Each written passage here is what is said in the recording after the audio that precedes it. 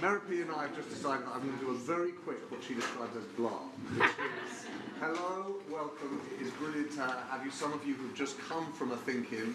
The first this morning in our festival of ThinkIns was on the future of the party and what's going to happen to the Conservatives. Now we're going to do something that, given we're in the middle of the World Cup, sometimes also known as the Women's World Cup, is going to be probably in the front of many more people's minds, which is about sport and fairness. And I just wanted to say, the principle of the ThinkIn, the nature of the ThinkIn, is that every person here is a member of our newsroom, which we mean we want you all to help us understand this better and to share your points of view. I had the good fortune of going to Bishop Challoner's school a few weeks ago, and there are a number of students I heard from on this subject last time, so I know that they are well versed in it and are going to weigh in. Please do enjoy it. We'll come to a better informed point of view from hearing from you. Thanks, James. Thank you. So, yeah, I'm Meripy. I'm a partner and editor. Welcome to Tortoise. Welcome to our Festival of ThinkIns, which my colleague Matthew described as this morning as the Glastonbury of the mind. So I'm stealing that. As James said, this isn't a panel event. It's a forum for it's a forum of organised listening. It's a way of hearing your ideas and your thoughts on the subject. And like any sort of news conference, it works best when we hear from as many people in the room as possible, which means we definitely do want to hear your point of view. Do stick your hand up throughout. But we do have one rule, which is no questions. But again, that doesn't mean we don't want you to talk. We do want you to talk. We just don't want you to hide behind a question. We want to hear what you think about on this topic. I'm just going to start with a little bit of housekeeping. Please turn off your phones if you haven't already.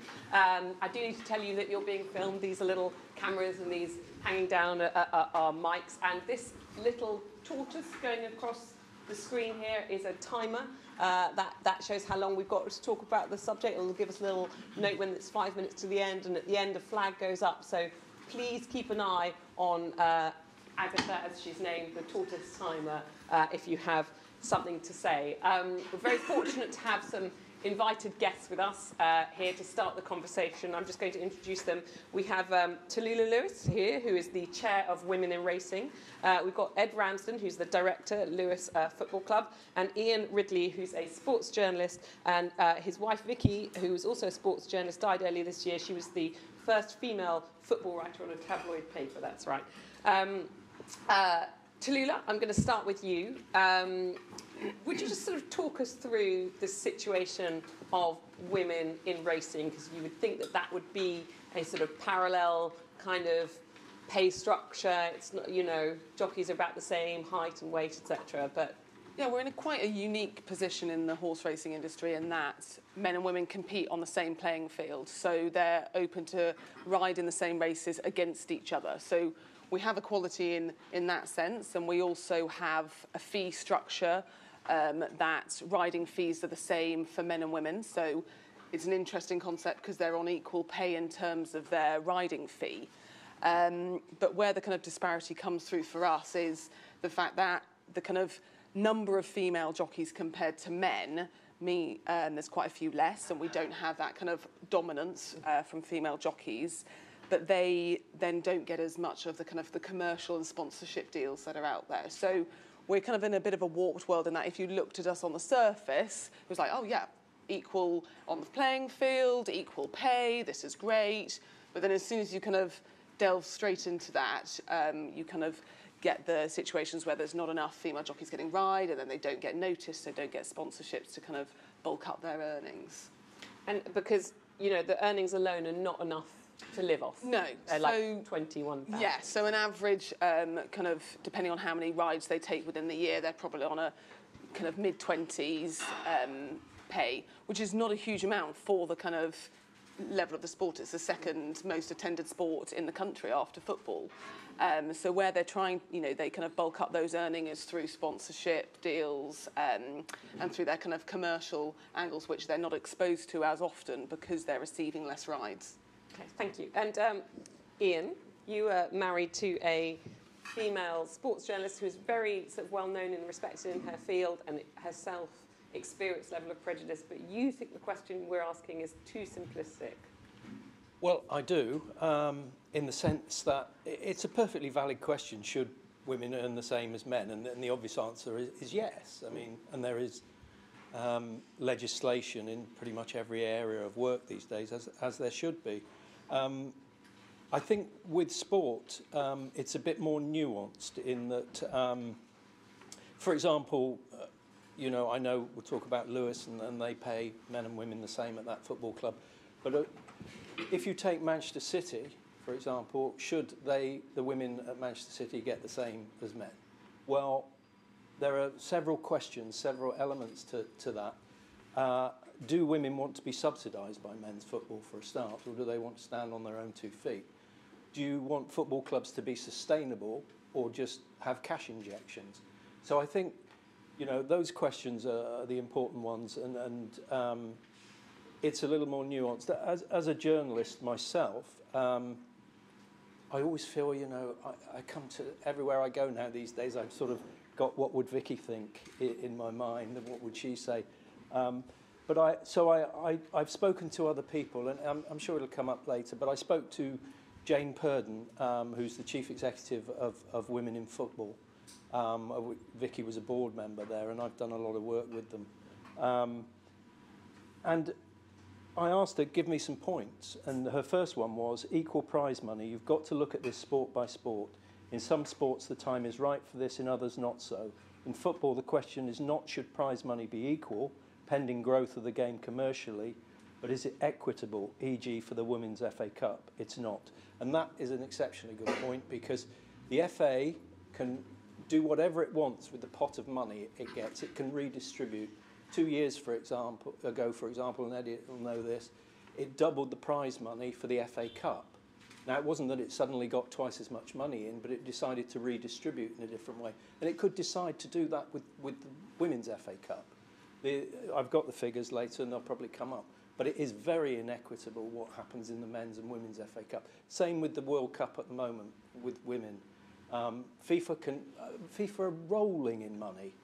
They could absolutely treble 10 times the prize money for women's football and develop it so that we don't see inequitable things like Thailand being beaten 13-0 and what have you. That happened in the men's game as well years and years ago. They can accelerate the process by throwing money at the women's game quite quickly here.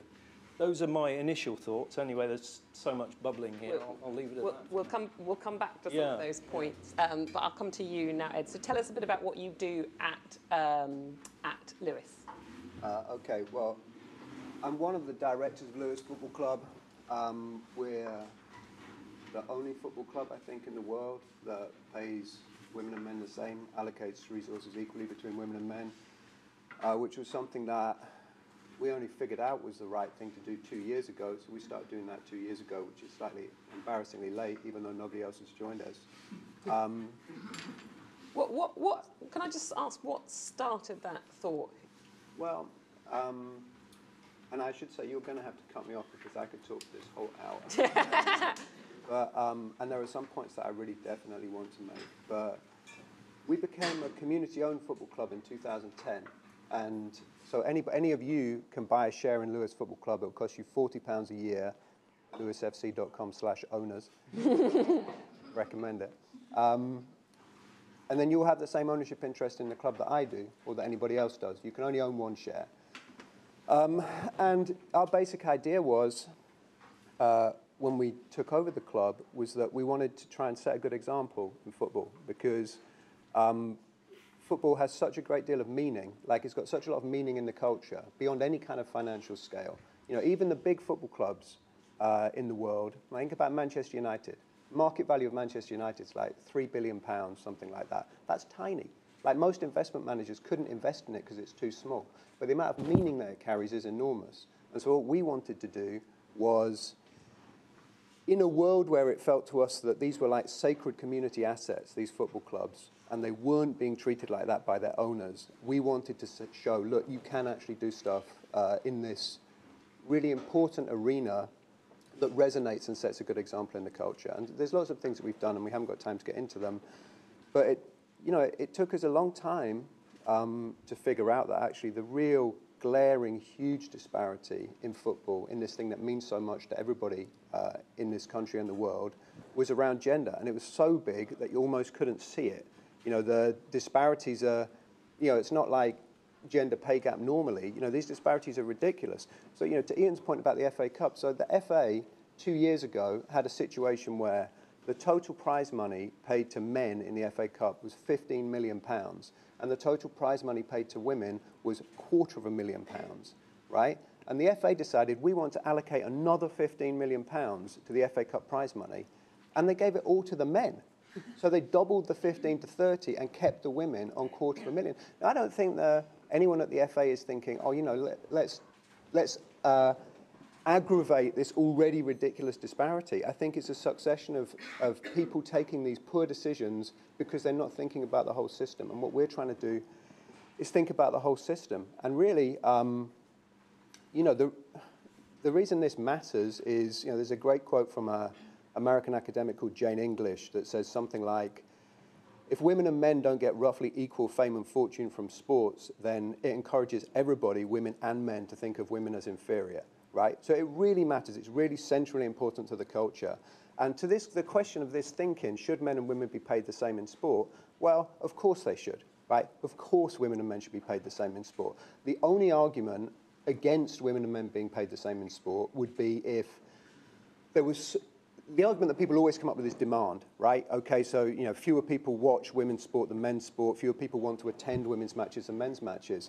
But... the only argument that could sustain women and men being paid differently in sport would be if there was some like inherent human characteristic that meant that people preferred to watch men playing sport than women playing sport. So people, if presented equally, didn't want to watch women, they wanted to watch men. Or, you know, if you saw an advert for a Honda car beside a women's football match, you were less likely to buy it than if you saw it before a men's football match. But there is enormous, overwhelming evidence that that is not the case. And actually, the differences arise from huge disparities in media coverage and huge disparities in the development of the cultures in these games. So if you think about women's football and men's football in this country, right, we had a situation in 1920 where women's football was more popular than men's football, and then the all-male FA banned women's football for 50 years, right? So at the moment, when all of these like really important central bits of cultural iconography were being like seared into all of our brains. You know, Jeff Hurst scoring a hat-trick in the FA Cup final in 1966. Everything. Women's football was banned, right? So at the moment Jeff Hurst scored, no woman could play football. And that de facto ban continued till about like the early 1990s. And now we're in a situation where the world says to us, okay, women and men shouldn't be paid the same because demand is lower for women's football. And I think where we're at is like, well, no shit, right? Of course it's lower, right? You've been in a situation where this one product has been like completely banned from any dispersion into the culture for 70 years and then given no resources. And you've got another one that's had all of this cultural input.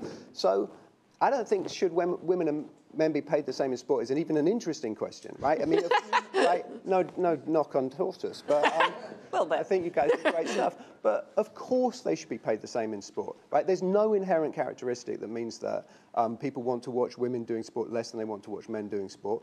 All of the situation we find ourselves in is a result of really low media coverage, driving really low interest and attendance, driving really low commercial outcomes. And so actually the interesting question to ask is, how do we get to a point where women and men are paid the same in sport as quickly as we can, right? That is the end game. Maybe you're not allowed to ask questions. That is the end game. You're allowed right? to ask questions. But how quickly can we get there? And what we're trying to do at Lewes Football Club, in our tiny little way, right? You know, we're a little town and people can't even pronounce us. Everyone pronounces us as Lewes, and that's bad for a football club. You know, what we're trying to do is be a catalyst to get to this state that we know the world is going to get to, but we're trying to get to it quicker, right?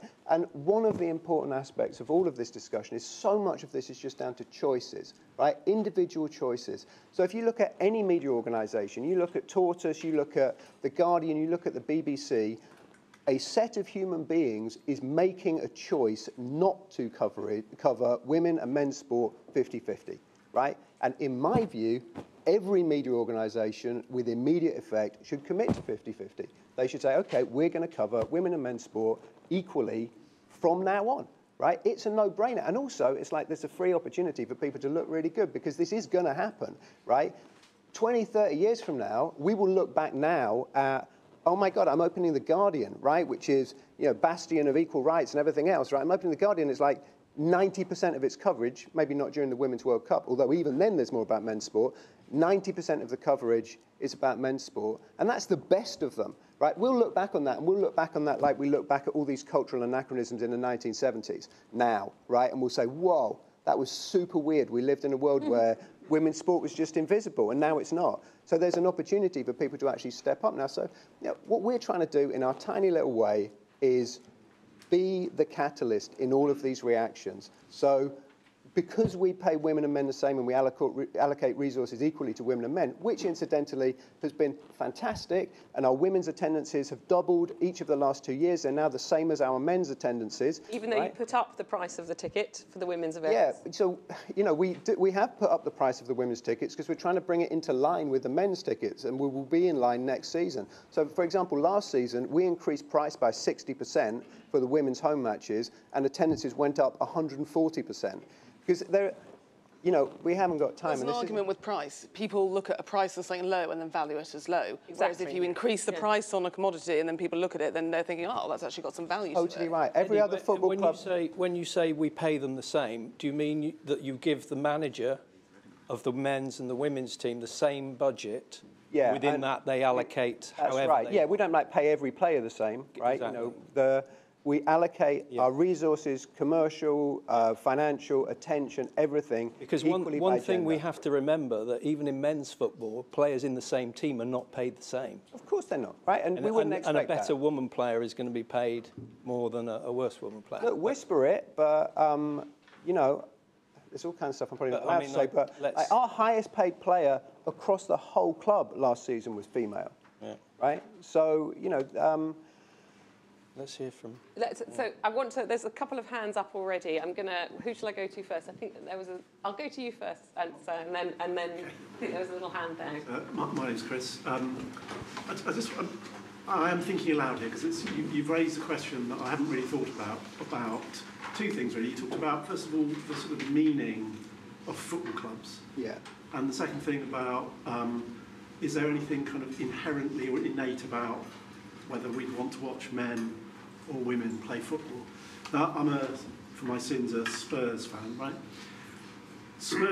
Watching Tottenham, for me, has kind of meaning beyond just watching two, you know, guys on a pitch. It's like, it's all to do with my family. My grandfather's a season ticket holder. Weird thing, right? There's a almost religious. Yeah, there's a kind of whole lot. And I actually don't really want to watch any other team other than Tottenham. So... Do you watch the Spurs women's team? No, I don't. I have no interest in really. I don't want to watch football at any other level. It's just Tottenham because it has a kind of meaning to me and my family that sort of transcends everything. So just in pure commercial terms, my money is going to that, and I'm just kind of can't quite square that with them. Well, let me help you square that, right? So.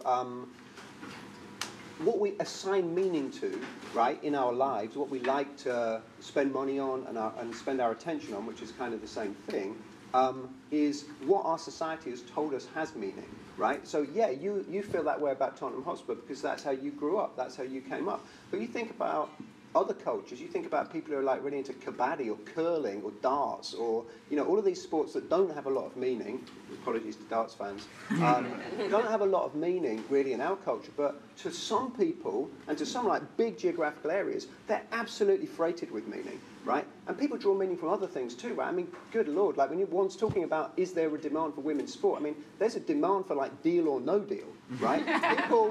people assign meaning all over the place. So, it's exactly the point that what we as a collective, not just the people in this room, but we as a collective, as a society need to do is help meaning be assigned to women's sport. And the way that one does that is by giving attention to it, right? Think about snooker, right? You know, you look like you're almost as old as me. So you will remember that when we were 10 or something. There's only like 3 TV channels, and somebody took the decision that snooker was going to be televised, right? There's no inherent appeal to snooker, right? It's like 2 chain-smoking men knocking a bunch of little balls around a green table. Like, there's nothing inherently appealing about that, and yet it carried tons of meaning because it was available, right? And so all of these people, we all cared about Steve Davis or Hurricane Hibbins or Cliff Thorburn. It's nuts, right? It's a game in a pub. But Eddie, that meaning was assigned to us. That was to do with colour television. For sure. My only point is that's not because of any innate characteristic of Tottenham Hotspur or it being men, right? It's because it was very available and culturally central, and that's what we need to do as a collective with women's sport. I'm going to come to you first, and then you in the stripes. I just wanted to pick up on the meaning point. I'm also Chris. I'm also a Spurs fan. We didn't plan this. And I think the meaning point's an interesting one, as a fellow Spurs fan, because I think, what is it that gives football meaning for us, right? It's not the players change, the managers change, the grounds change, everything changes, but there's something about what that is. Some clubs leave their communities.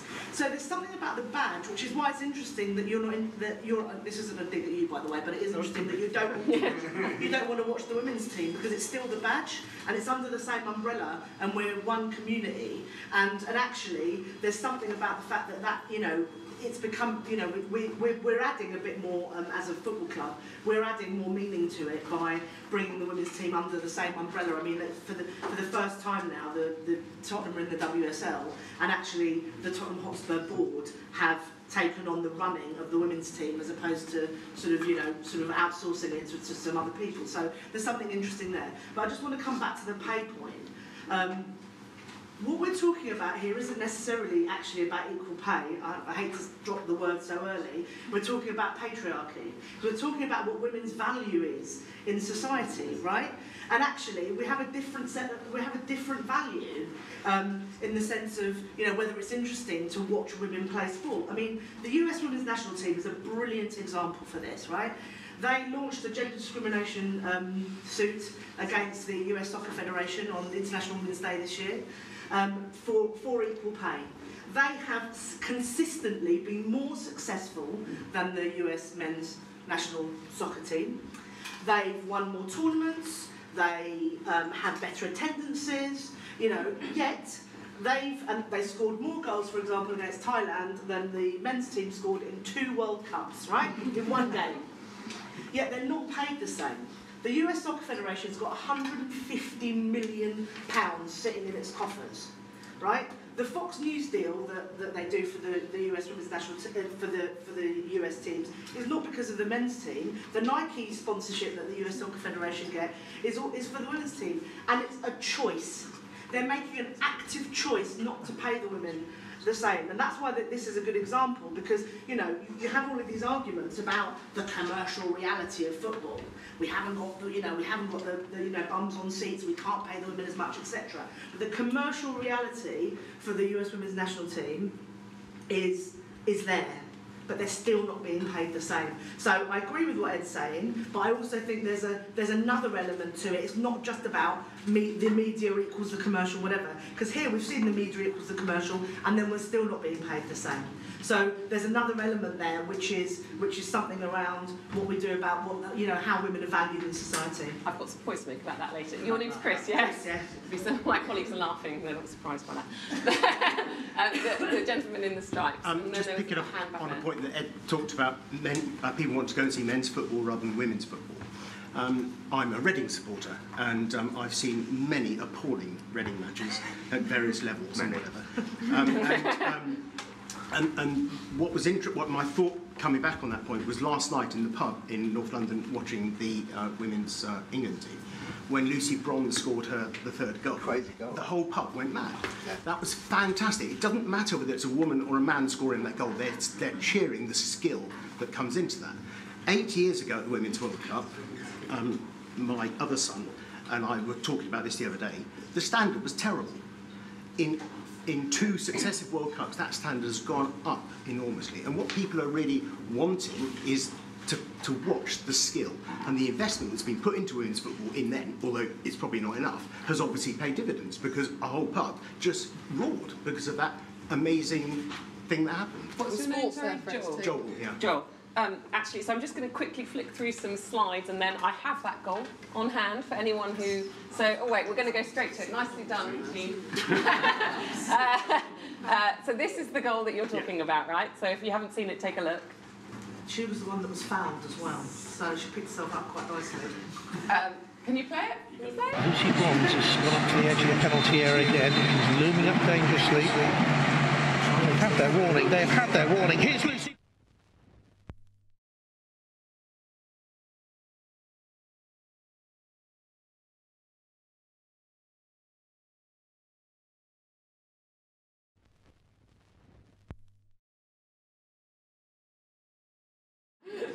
I mean, that is an incredible goal. And just to throw in some stats here, I was trying to look for the overnights for this. We have it. Kerry's got them. Kerry's coming in on the wire. Kerry's got the few figures from last night. The media reporter has 7.5 million people watched that game. I think it's 7.5 million.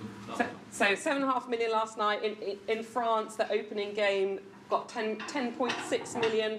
Just to give an indication of that, the average across the group stages of the Men's World Cup in France was 10.2 million.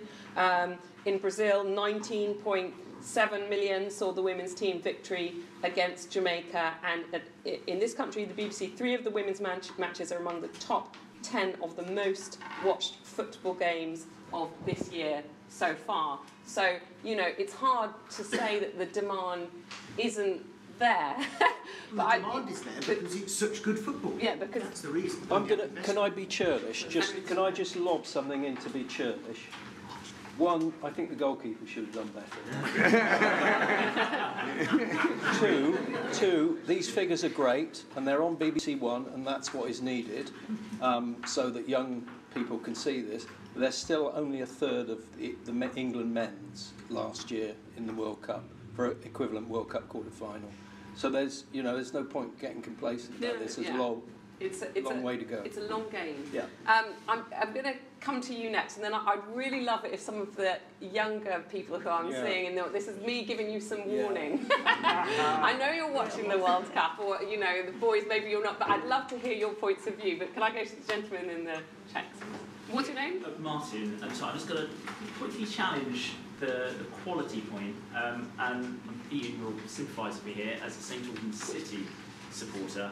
I've watched possibly some of the worst football you've never watched, but I still went back.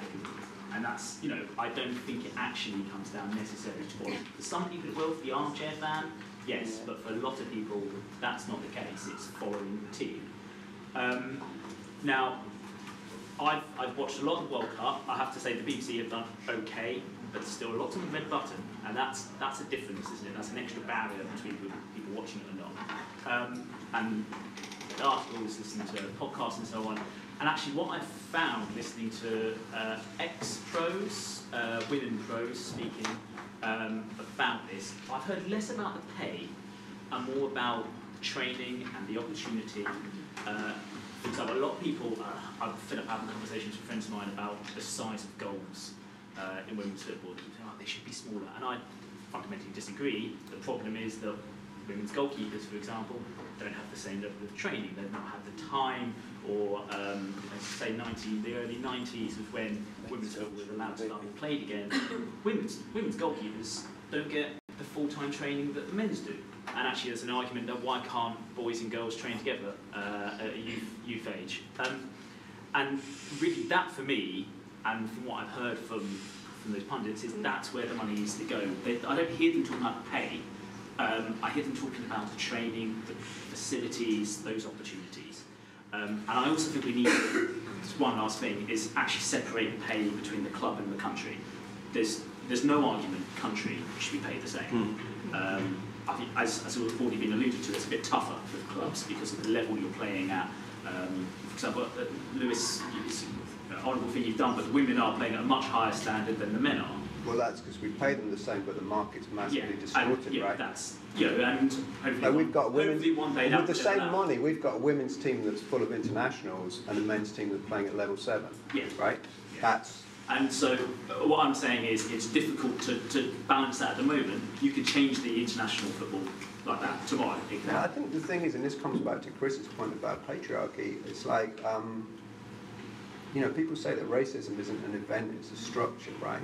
And gender difference in sport, they're not like little episodes, it's an overarching structure, and it's all interrelated. So my view is to say, well, it's not about pay, it's about training, or it's not about England, it's about clubs. It's all all encompassing, and we need to try and figure out. It's incremental steps, and what is the one thing that will lead to that higher standard you talk of? Is making sure that women from a young age all the way through to professionals have the highest level of facilities and so on that the men have. There's no argument that they can't have that, but all those things are incremental steps. I've seen these guys comparing notes about what they're going to say. No, so tell us what you think. What do you think? Are you watching the World Cup? Yeah. And what do you think? I think it's just as good. It's just like people's mentality. They don't think women are as like the endorsement. People don't think that they're the same just because they're women, or that they like even when you're little, like football is a boys' sport. Like people don't expect you to.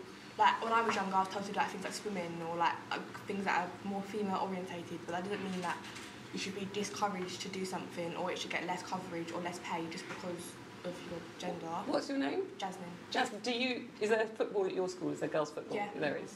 And do you feel it gets the same attention, investment? No, like, even like the girls' team has one team over the whole school, and the boys have three. They get different tournaments, different. Like even in the corridors, there's more pictures of the boys. Like it's more. Sports is like seems to be more a male-orientated sport when it's just the same. It just doesn't get enough recognition. And I'm going to go to some of the boys from your school. Do you think that's a fair point? What's your name there? My name is Eunice. Hi, Eunice. My point is quite fair. I've seen the girls only have one team across like the whole school, and the boys have multiple teams per year, and there are around 4 years in our school. So I remember in year 7, my year had 3 football teams, whereas the girls had to share with the other years. And the boys football teams had many more competitions, and I don't think that was fair, because when I was in primary school, there was a girl that I used to play with, and she was much better than most of the boys. Like she was probably top 3 in the whole school. And then we come to secondary school, and all of a sudden we're not allowed to play with her anymore. Yeah. And I think toxic masculinity has something to do with that, because from a young age, boys are told to avoid women. You shouldn't have fun with them, and they're made to just exist and be like toys of the boys when they're older. Thank you, Eunice. I think that is an extremely wise contribution. There's an interesting comparison with horse racing and women coming into the sport. So our entry level is 50-50 of male and females entering the sport who want to then go on to become performers in the sports and jockeys. But coming back to your point within resources and what's there, and then also to the kind of role model and seeing people out there, if you're not seeing someone who can do that job, we all know that, doesn't matter if you're in sport or through the corporate landscape, if you don't see someone in a job at that height, you're not going to strive for it because you don't have the role model. But then bringing the resources into that on top of it, across race courses we have a real issue with women having changing rooms. There's one changing room, that's where all the jockeys are meant to change. Well, that doesn't work when you want, to add female jockeys into the equation. So adding in this kind of resource point onto that is quite a strong progressor for women achieving where they need to get to in sport. You've got to have that, drive to get them. We have such a, we're 50-50 when we come in, and then the drop-off is huge. Yeah. It's absolutely huge, and something that we're looking at in the sport is at what level, right down to that bottom level of people coming in, what can we do? Because I think you touched on it before, the solution. Let's not just talk about the question, what is the solution? What are the actual kind of things that we can start doing? So something that the sport is looking at is putting in female changing rooms across every single race course, even if they've never had a female jockey ride there. Making sure there's a physio room that's not in the male changing rooms. It's in a neutral room where either sex can go and use the physio, and then bringing in and really just highlighting the small things. You know, I think you guys are doing a great thing. You found a thing, you've picked it, and you're going for it. I think often we get caught up in actually just talking about it. Let's start doing something, you know. Pick something, see if it works. If it doesn't, throw your hands up, say that hasn't worked, try the next one. We've got to start actually actioning these thoughts and really doing something to make those changes. That's our thing, like deeds, not words, like suffragettes, right? I mean, to your point, Jasmine, it's like when you walk down the corridors in your school and you see all of these representations of male sporting excellence and very few of female sporting excellence, like every day that just like bangs into your head a message, right? And it's, you know, to Eunice's point, it's like it reinforces this message that females are decorative, not active, right? And the males are active, not decorative, and that women have to be perfect, and men are allowed not to be perfect, and all this stuff. Like, it's all so baked into everything that you just can't see it. And one of the things that we're trying to do is, exactly like you talk about in racing, is try to recognize all of these barriers that are kind of invisible because you're so used to them, and change them, right? And yeah, it's difficult, but like, what better thing is there to do? Ian has got some words from Paula Radcliffe. Is that right? And then I'd love to see a show of hands. So I can I mean, I think it's interesting that the conversation has gravitated towards football all the time, because obviously it's our national sport. But Vicky was the athletics correspondent of the Sun, and that was her love. She started as a football writer and went to football when she was young with her father at Sheffield United, but she developed into an athletics writer. And while I'm on the subject of Vicky, I owe her a great debt for reconstructing me in many ways, because although I was on The Guardian for 10 years, I kind of didn't think about these things the way that a woman thought about these things, and she had to go through a lot in her career through inequality and pay and all those things. But I emailed Paula Radcliffe, who was a friend of Vicky's and came to her funeral, and I said, what's your take on this, equal pay for men and women? And she emailed me back, I can't really think of too many occasions where I lost out as a woman. Prize money in athletics and road races is equal, which is very interesting. And road appearance and contracts are according to perceived athlete value to event brand rather than on male to female. In fact, she was paid a lot more because she was world marathon champion than a lot of men, and quite rightly. And all money to Olympians is the same, men and women. So, which it was into all lottery funding is equal, which is a huge advance. She went on. I think some sports, football, tennis, have a big issue in this area, but athletics is a lot more equal and balanced. And this is an interesting point. I do feel that something can be done to protect around pregnancy, but also see the performance industry side of it that needs some kind of guarantee that women will even try to come back and not see it as 2 years' pay for nothing. I also feel a better way to go is some kind of union insurance for all athletes to cover against any extended period unable to compete. This is fairer to both sides. Thank you for that. I'll come to you. Hello. What's your name? My name's Laura. Hi, Laura. Right. I just wanted to make some parallels with cycling. I think cycling as a sport has a really long way to go. And I think the sport has gone around in circles a little bit with the chicken and egg situation of needing media exposure, media coverage, sponsorship to drive the demand, to get more women cycling, and round and round and round we go. And actually, I think what I've seen recently is social media being a really interesting driving force in getting better exposure for women cycling. And actually, to Jasmine's point about the visibility point, I think social media has shown a lot more of the younger generation about that there are female cyclists out there, and they're doing really well. And actually, their individual social media profiles are garnering more media support and sponsorship. So, although there isn't equal broadcast rights across male and female cycling, I think social is doing a lot to improve it.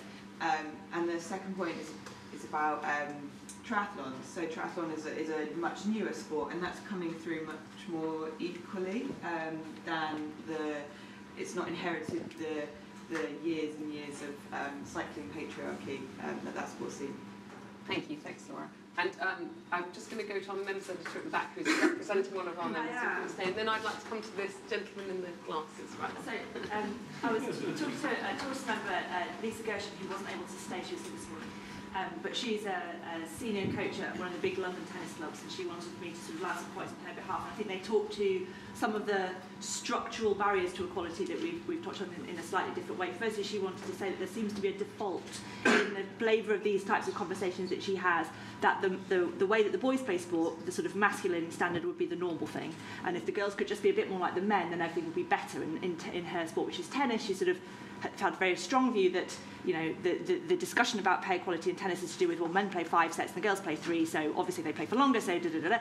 And her argument very strongly with, if everybody played 3-set tennis with no tiebreak in the 3rd set, you just kept on playing and playing, you still get the big matches, you still get the grandstand feeling, it was desperately exciting, and wouldn't that be better? But isn't it interesting that the masculine default isn't necessarily the right one? And then her other sort of side point was, she said, it took me 25 years to get to the level that I am as a sort of the first senior female coach in a big club in the UK, and she did that some years ago, and I think 8 years later she said there are now 2 others, and it just feels like it's incredibly long time to get to that kind of parity in coaching, and went on to talk about how the way that she coaches her female proteges, I don't know what you would say, is a different way. Her approach to coaching is very different, but it's hard for women to land the big coaching jobs in tennis because the job description involves being away for a lot of the year, and that generally is more difficult for women if they want to be running a family and so on and so forth. So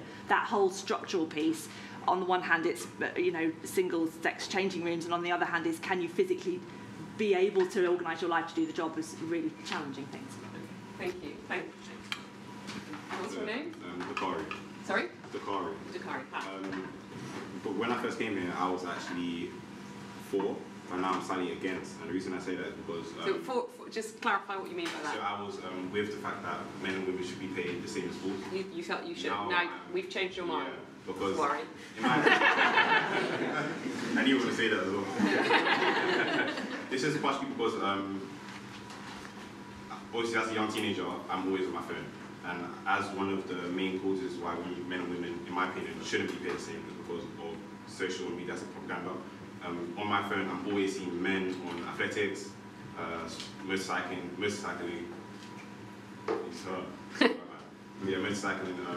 all the different sports around me are always shown as men because they have been dominant figures since day one, as I would say. So that's one of the reasons why I would say men and women should be paid the same. Because you see them more. Yeah, I see. Because they're visible to you. Yeah, they're more visible in society. Like especially nighttime around the corner. I'm gonna come to that. Well, actually, I'll go to your classmate first. And then. But I feel like, I don't know if it's a subconscious or a conscious decision, but it's not even thought of for girls. Like even in school, like the girls' teams, they might even succeed more than the boys' teams, but it's not even thought to even take a picture or to like express or expose them so everyone can see that they're doing well. It's not even thought of. Like, and in your mind, whether like you're aware of it or not, you're thinking that even as a girl, I have to strive so much more just to show that I'm here playing the sport or doing what I'm doing. The girls' team in football are in the semi-finals and they haven't even thought of taking a picture of them, but the boys are out of the competition and they're pictured up. It's like whether you can, it's like a decision, whether they do it on purpose or makes a decision to make them to show us, and we're not showing, so we don't really have anything to like aim for. Do you see what Dakari? Do you see what she's saying, that they're not even given the opportunity to present themselves? Yeah, I do understand what she means, but yeah, for me, because so I do athletics, and because as boys we were so physically talented, is one of the reasons why I believe that everybody in our school would actually kind of float towards our side, in a sense. I'm not saying women aren't physically talented, technically, like, or 50% within the sport, but I feel like because they didn't carry out more skills which are more like exciting and more mostly seen by people around our school, that's one of the reasons why they don't necessarily float to women's. I'm going to go to these I just want to go to these two women here and then over here. So what's your name? You go first, the lady with the hairband. I'm Jessica, and... What's your name? Jessica. Jessica. And I agree with Desmond in terms of like there's no like effort put into like being put into girls sport. For example, I'm a basketball player. Would you just talk up a little bit? Sorry. I'm a basketball player, and in our school it was like the boys were getting more like training and more, you know, there was more effort into them. There was no effort into it because therefore like that's the reason why there's no like recognition, and that's why like the current wouldn't see girls sport on their phone as much because there's no effort being put into like recognising girls sport and the talent they have. And if there was, there'd be a huge difference in how like, you know, sport is seen for like both girls and it's the grassroots for you again. And I'm Maisha. Just to add to what Jessica and Jasmine were saying, how I think in our school especially, I'm a netballer, so I've been playing since year 7, and up until year 11 I've won every single league. However, we were not once like awarded, and like when it came to like we have an award ceremony every year, like every other year. Not once did we get like, oh, netball team won the year team of the year or anything like that. And I think ever since then it's like netball hasn't been played by the younger years as much as like when I was younger. And it's just like I understand why like there's no effort being put into like giving the opportunity and like the recognition that the females of our school should get, and especially at a younger age. I think like it needs to be like embedded into them, like, oh, you guys are so well and stuff like that. That's just my opinion. Thank you. Thanks. I'm gonna go to you next to a class, and then over there, and then. Sorry. I agree with what Jasmine and Matthew said, because in my school I play football, and our girls football team have had to play with either the younger people or the older people just for us to create a full team. And most of the time we've made it to like stages around semi-finals and quarter-finals, and haven't even got to take a picture or even nominated for an award. However, the boys who got kicked out in the earlier stage also have a picture up, and they still go to more tournaments than us and get more training sessions, which I feel like is unfair, because it's really caused like a lot of people to drop out of football because they feel like what's the point of us doing anymore. Have you raised that at the school? Have you said to them? Yeah. I'm just going to interrupt you to go to your teacher. I'm really sorry, but you're here, and this is obviously a really big issue in your school. Is it talked about at sort of staff level? It will be now. I hope so.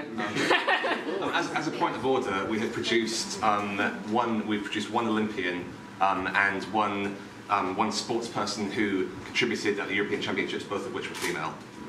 Good point. I'm gonna. There's the lady in white, and then you, and then I'll come to James. I think it's. I'm Hannah. Hannah, hi. I think it's clear from what everyone's saying is it's to do with the people in charge. So I'm in athletics, and I run for a club where it's quite a historic club. So it's been around since the 19th century, and it's historically been all about the men. And currently the women are more successful than the men, but again, it's about coverage. So on our website, when we have news stories, it's the men may have come 25th out of however many, and we've come 3rd, and yet the men lead every time in the news articles. All the headlines are men, and then the women have the sort of token, oh yes, and the women also won the national championships. And it's to do with the people who run these clubs. They all generally are older men, and it's not that they think, oh, the women are really rubbish, it just doesn't cross their minds. They don't think about reporting about women. What's your name again? Hannah. Hannah, okay, I'm just going to let you... Oh, God, there's so many I just want to say, can I just say very briefly on that? I was chairman of a non-league football club, and everybody's got an idea of how the club should be changed. And my response was, do it, change it. Make sure you get involved on the website. Right, do it. There was a hand here, and then I'm coming to you, and then you and Green, and then you go first. I'm Luke. I thought the conversation kind of quite rightly climbed down from the initial premise, which was about some sort of enforcement of salary outcome. Because I think you mentioned at the beginning that there's a lot of complexity to carving that up. It's like, is it for the athletes? Is it for the supporting staff? Is it for the physios? Is it for the people who are involved, not just in salary, but like compensation for injury or career-ending injury? And it's quite obvious that this reverts back, I think, to what do you do initially to encourage people to be involved in sport, and I think that's because something you were saying about meaning. It's not just that sport has meaning in a cultural sense, but it's also like it can give you this amazing revelation about what humans can do. And it's not what men can do, what women can do, but what humans can do. And I think that's why we orientate to it so strongly.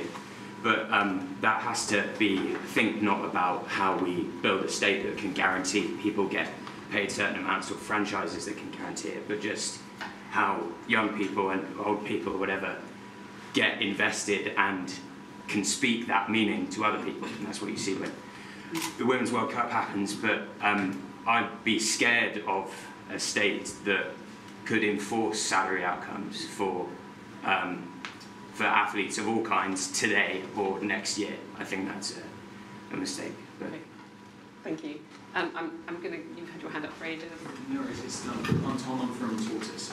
I just wanted to take it in a little bit of a different direction, in something that's a little bit different. I teach martial arts to a local community, and I teach girls and guys in the same room. And I think that the gentleman's point about talent is entirely wrong. Talent is not natural. There is a natural ability, but talent is only time in practice, and that's the only difference between an expert and a novice. And I think that to drive this forward and to make it more positive, what we do need is more positive role models with more exposure. A good example of this was the UFC mixed martial arts fighting. In 2011, Dana White, the president of the UFC, said that he would never have a woman headlining one of his cards. That was until Ronda Rousey came along and changed the game entirely. Now we're seeing women that are matching men's salaries. In 2018, Chris Cyborg managed to pull in near on the same as most of the top 10 men in the categories, and arguably some of the weight categories and the fights that are happening now are of a better standard than some of the men's fights. So I think what drives this up is the exposure and also the time and investment into that practice to be able to raise the bar. Thank you. Thanks. The lady in green and then James. Yeah, I think I just wanted to return to the comment that was made earlier that men's sport is exciting. And we've seen this, I grew up with this, that, men's management style in work, that's the way forward. And the styles that we grew up to say, these are the successful things, are often white, older and male. And we've seen actually, there's so much research from all sectors saying this doesn't work. When you have equality in the boardroom, for example, you have better, more successful companies. We see this, in government, you have better, more successful governments and countries, and the sport needs to be the same. Just because there's differences does not mean we shouldn't default to the male always being the more exciting and the default. There can be differences, and also that's really toxic towards men as well, doing it that way as well, because men are not one homogenous bunch. So we shouldn't default to say that that is the only way of being a man, and that's the only way of being a woman. Then we should celebrate the differences and see actually that there is one successful way. Thank you. What's your name again? Tabitha. Yeah, we've been in touch with activists in women's tennis from like the 1960s and 1970s in the US, and when they started their work, women were getting paid nothing even to attend like international tennis tournaments. You had to like stay on friends' floors, and men were getting like loads of stuff. And people said to them at the time, people are never going to want to watch women play tennis, right? Because they play it in a different way, and the only thing that people want is to watch men play tennis, and that's what the world thinks of as being exciting. And then they pushed and pushed and pushed, and they ended up getting equal prize money for tournaments, and now, of course, Wimbledon has equal prize money and so forth. And what actually happened was that there was a huge demand for watching women play tennis, and in fact, a lot of male tennis players adopted things from the ways that they saw women playing tennis that were different from them. And then, of course, you look at last year's Wimbledon singles finals, right? And the viewership for the men's was like 4.5 million, for the women's was 4.6 million, right? It's all, and I kind of feel secretly like all of this conversation about is the standard high enough is all a trap, right? It's all just another way of saying stay down, stay down, stay down, right? Like, it's the same thing as when John McEnroe says, oh, well, Serena Williams wouldn't be, some male player or other. Just shut up. Right? I'm just bumping you, James. I'm going to go to Eunice first. So when Mr. Harding came to our school to do a mini newsroom, I was actually for men being paid more than women, and this was due to, as other people said, demand, and it looked more exciting. But when I got home that day, I started to look at women playing football and other sports more, and I saw that they're actually more passionate than the men, and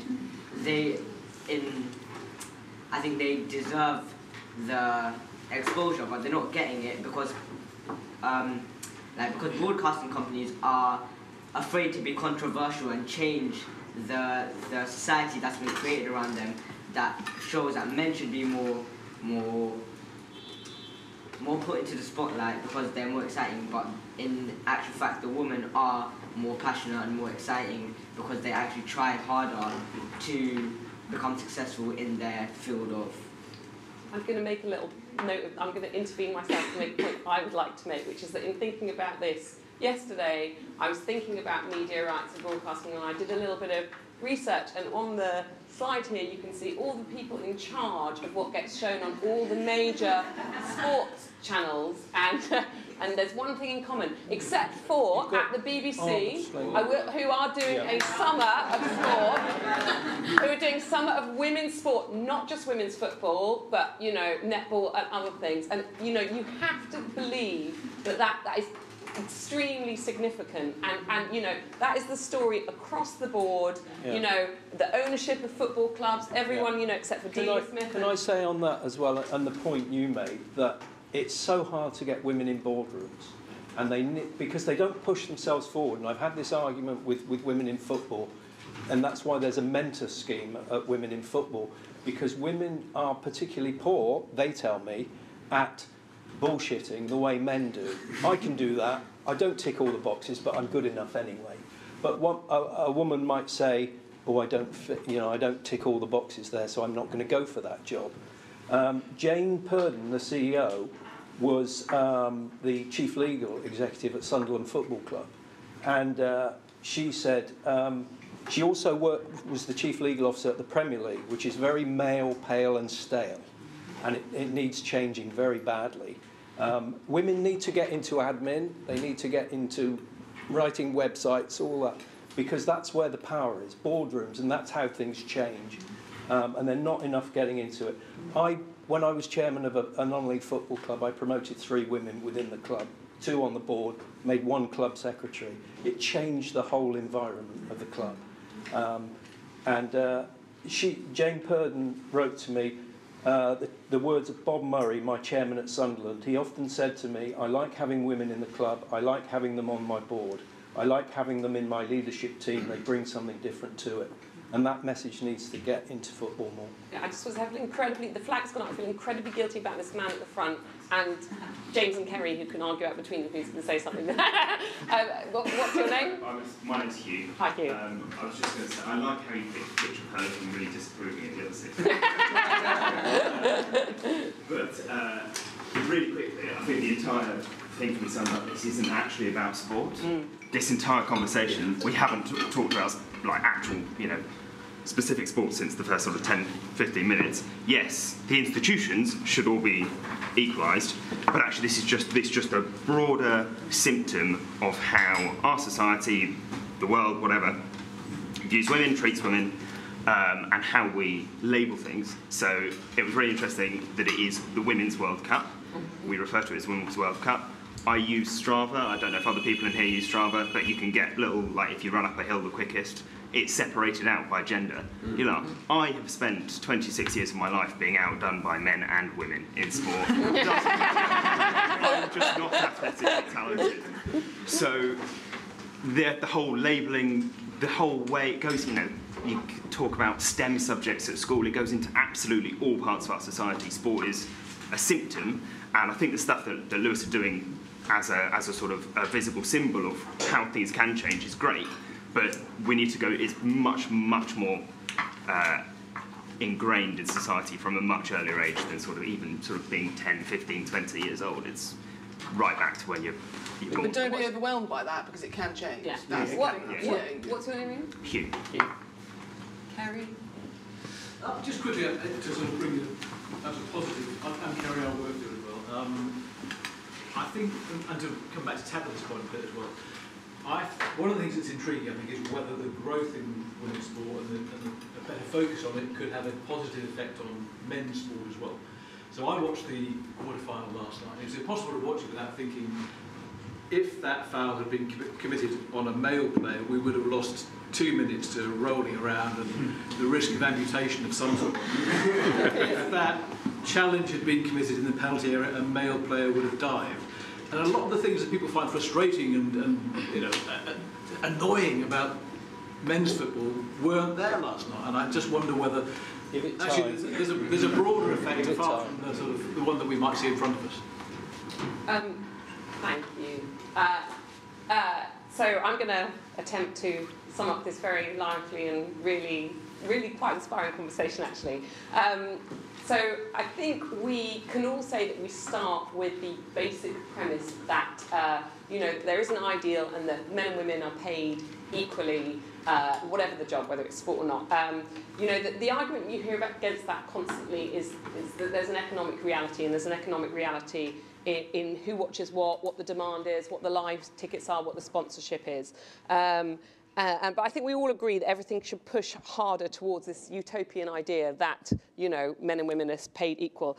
And where I think that it's clear from the conversation that has to start, it starts at the very beginning. And, I was so pleased to have you guys, the school, in the room here, because, I think we really got quite quickly, as someone said, away from sport, right back to the sort of stereotypes that you see in the school corridor, that you obviously feel you're being, pushed out of the frame and what's available to you, and that trickles down even when there are successes, that's not being sold enough to the young team. And, we heard the grassroots point from Martin, Eunice, Jasmine, Jessica, I've written all your names down.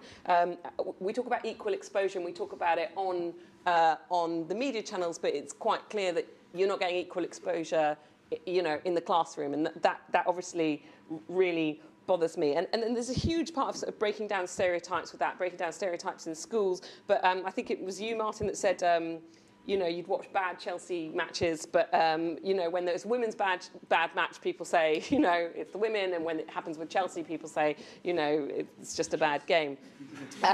Or it's Chelsea.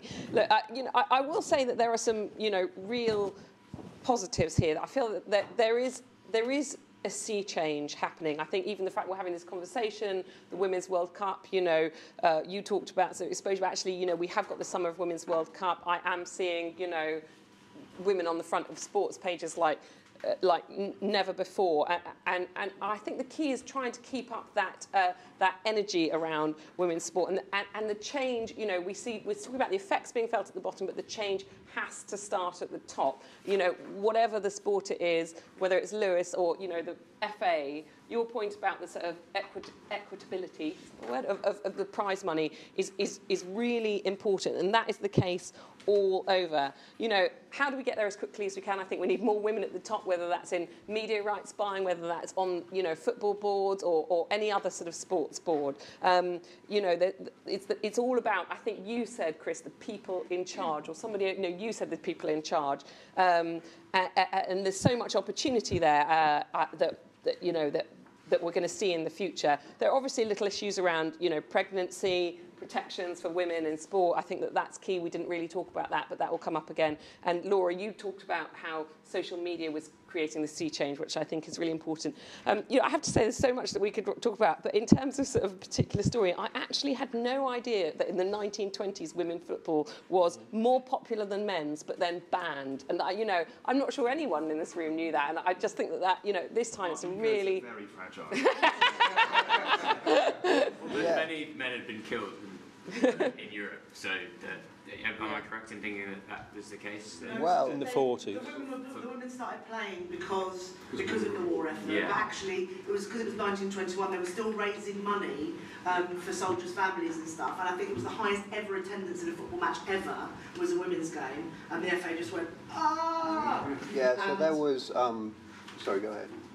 There was I think people thought the women's game would become popular, but it would revert to the men's game being popular when the men came back from the First World War, and it just didn't. And so there were some really vivid attendance comparisons. There was one weekend where there was a match where I think the women played at Everton and they got an attendance of 15,000, and at the same time Manchester United played at home and got an attendance of 13, right, 1-3. And I think it just sort of got too much for the collective men at the FA, and they just said, well, you can't do it anymore. And if you read the verdict at the time, they said that something, it's all horrible, but some of it says something like, we consider this to be an unsuitable pastime for females. So just like that, they're just saying, yeah, you just can't do it, right? And I think that comes back to Tabitha, Ed, and lots of your points. There's always this sort of the default to male, and that's what we have to fight against. And I really want to tell that story in Tortoise, and I'd like to thank you all for your contributions, which I think were brilliant, and especially school for all of you. It's really great.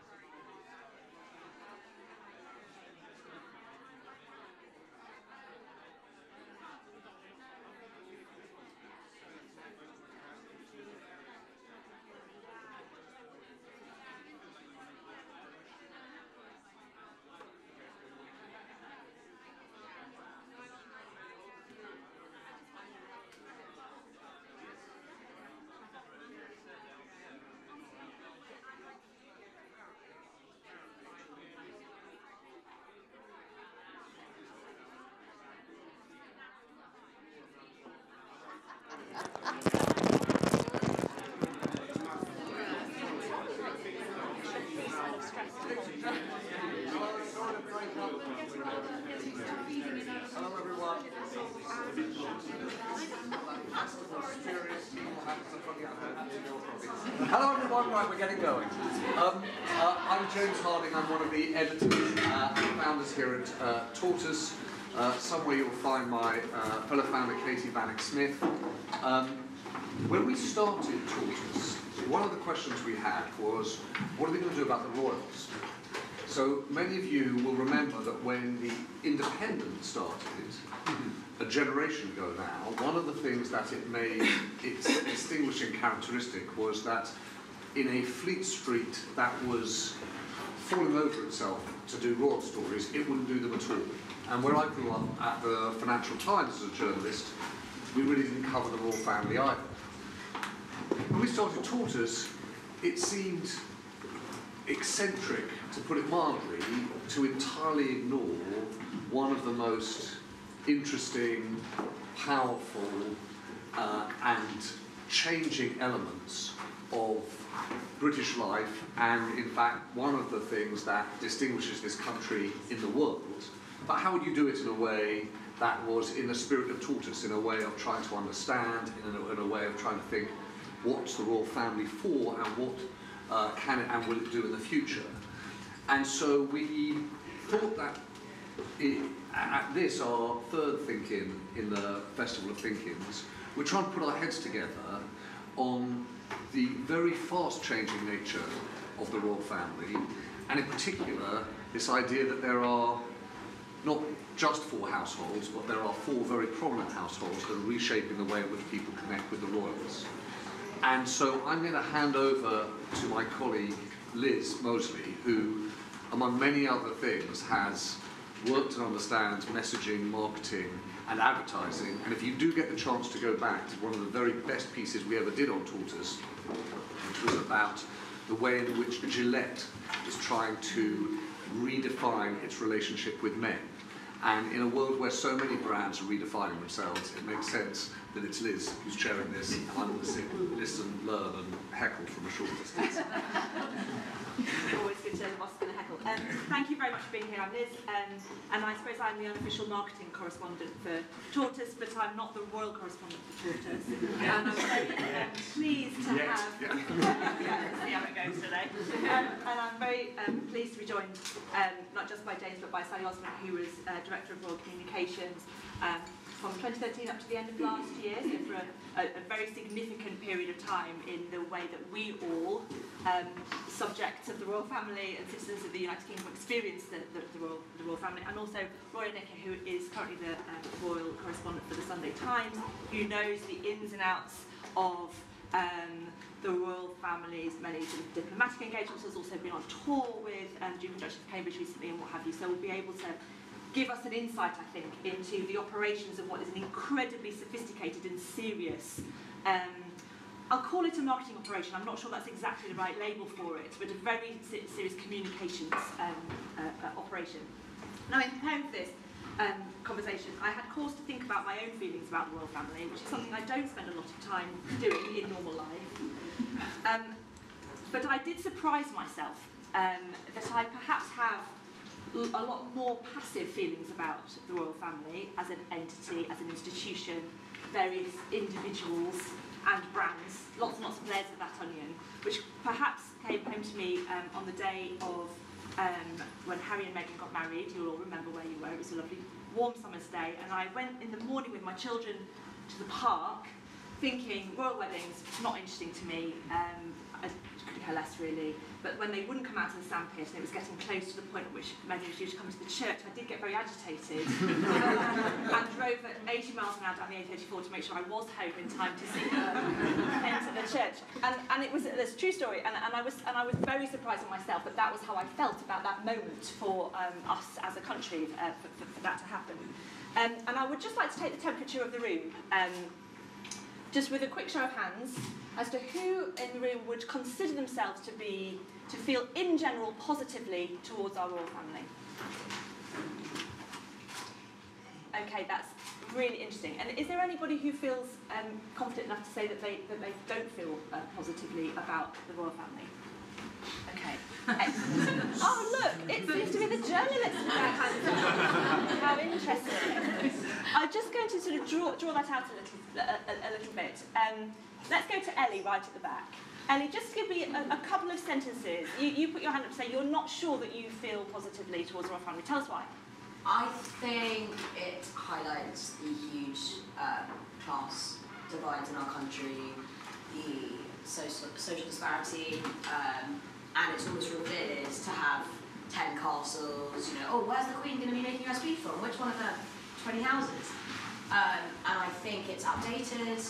I think that, I just don't really understand why, as a country that's not really now based on religious values, it still makes sense, to be honest.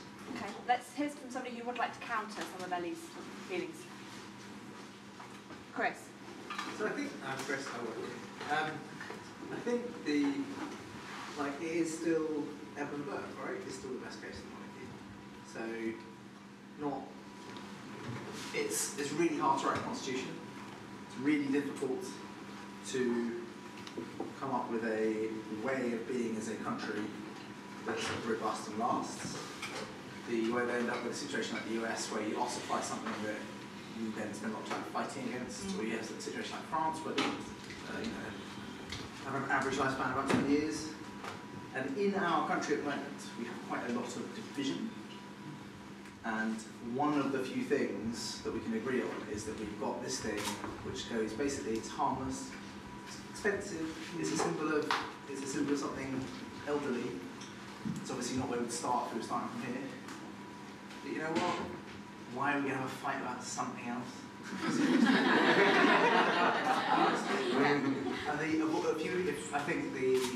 I consider myself a sort of unionist inclination. I feel upset if Scotland were to leave the Union. And one of the things that holds our Union together is affection for the family. Absolutely interesting. This is a good opportunity to bring in Sally, I think. As a marketer, I'm very used to thinking about things like communications planning and messaging and channels and crafting and audiences. And it's easy when you're working for a commercial brand because the end game is to sell things. But as director of Royal Communications, what is the brief? What is the point of that job? What are you asked to do? Well, I used to go around a lot saying exactly what my job was because a lot of people didn't quite understand it. And it's actually not just the job of the communications team, it's the job of everybody who works for the royal family and for the institution. And that is to engage people, the public, because I'll come to the point about branding in a minute. It belongs to everybody, not just in this country, but around the Commonwealth as well. And our job is to engage the public in the role, the relevance and the public value of a modern monarchy. That's kind of the job description I wrote for myself, basically. And it's the one that most people adhere to. And then how you do that then is determined by all sorts of different meticulous planning, which Roya has seen on many occasions on tour, when it goes right anyway, when it goes wrong. And then but just to come back to the basic premise of this session, which is about brand and marketing. The royal family are not a brand. The monarchy is not a brand. It's an institution. And it's a family. And you've got people who are now, you talk about the full households. Let's not forget there are other households as well who also contribute to this public value. Princess Royal, the Wessexes, who are out on the road all the time. The Duke of York, love him or hate him, he actually has achieved a phenomenal amount in the last few years with his Picture Palace project.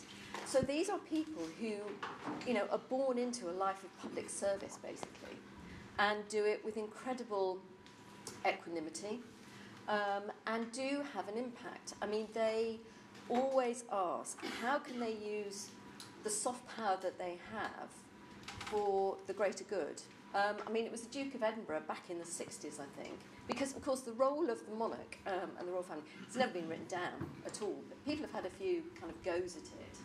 And the Duke of Edinburgh back in the 60s said something like, I've got it written down here just so I get it right, it's a misconception to imagine that the monarchy exists in the interests of the monarch. It doesn't, it exists in the interests of the people. And that is the starting point for everything that the royal family do, basically. It's all about the people, the experience they have to make it as brilliant as it possibly can be.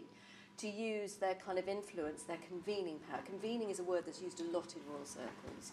To kind of bring people together, to shine a light on issues, which, you know, we've seen this happen, well, I mean, Prince Albert actually was one of the few, you know, he was a convener in many respects, but just in the generations we have now, you know, the Duke of Edinburgh was instrumental in kind of getting the royal family involved in conservation, set up the World Wildlife Fund, in giving young people opportunities through the Duke of Edinburgh Awards.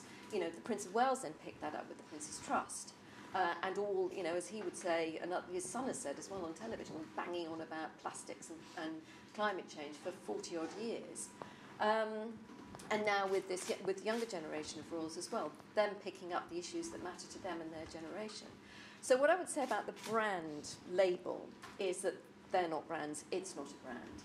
But I think what you're alluding to with the 4 households at the moment, but actually it stretches across the whole royal family, is about this generational strength that we now have, in the sense that there are 3 generations of working royals who are all doing it in their own kind of way. I mean, they're all there to support the Queen. That's their number one job, is to support the Queen in her official duties, to represent her, to support her on occasion, whether that's in this country or across the Commonwealth or wider. But then also to use that convening power and influence, you know, to make a difference in the spheres that they're interested in. And that's where you see generational strength coming through, that they can do it slightly differently, talking in their own way to their own generations in some respects, but never forgetting that it's a universal institution, a bit like the BBC actually, it's for everybody. So it's about public service. And I think I'll finish in a minute, but the other thing I would say about the brand issue is that actually I think what we're looking at, and which is where the royal family, as is the BBC actually, very strong, even though it's not written down, is a sense of purpose. Now, a lot of businesses now, commercial businesses, are all struggling with this thing about purpose before profit. And often will delegate to the marketing team to kind of come up with the purpose. It's got to be much more than that. It's about the DNA of an organisation, you know, the leadership, the values, and, you know, the royal family does convey very, very strong values about, I mean, we can debate this till the cows come home, but it's about duty, it's about service, it's about trust, it's about integrity, it's about unity. I mean, Chris alluded to that sort of sense of, you know, the royal family can unify.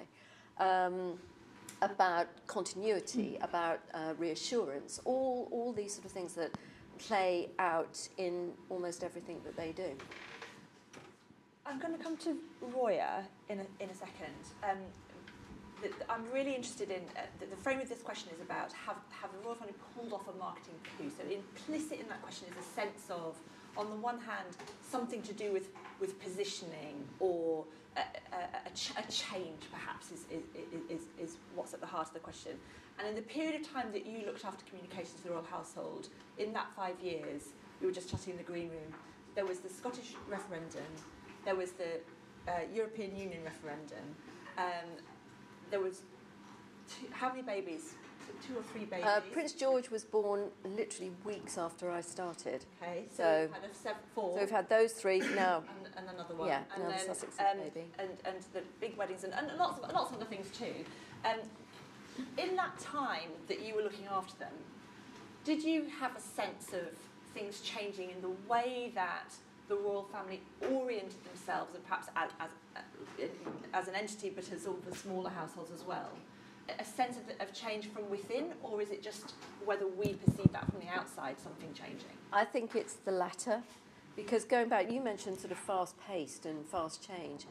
Things change incrementally, and that's always been one of the strengths of the royal family. Actually, and the Queen has got the most incredible sense of just nudging the tiller slightly, you know, in terms of the context, and you know, the world has changed. I mean, she was very keen to make sure the royal family was on social media in the very early days, because, you know, seeing is believing is the mantra, and the royal family need to be where people are.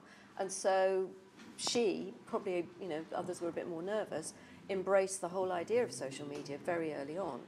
So I think internally, it is a family. And I mean, during the period I was there, the Duke of Cambridge and now the Duke of Sussex, Prince Harry, you know, their lives were changing because they were coming out of full-time roles, embracing full-time royal duties.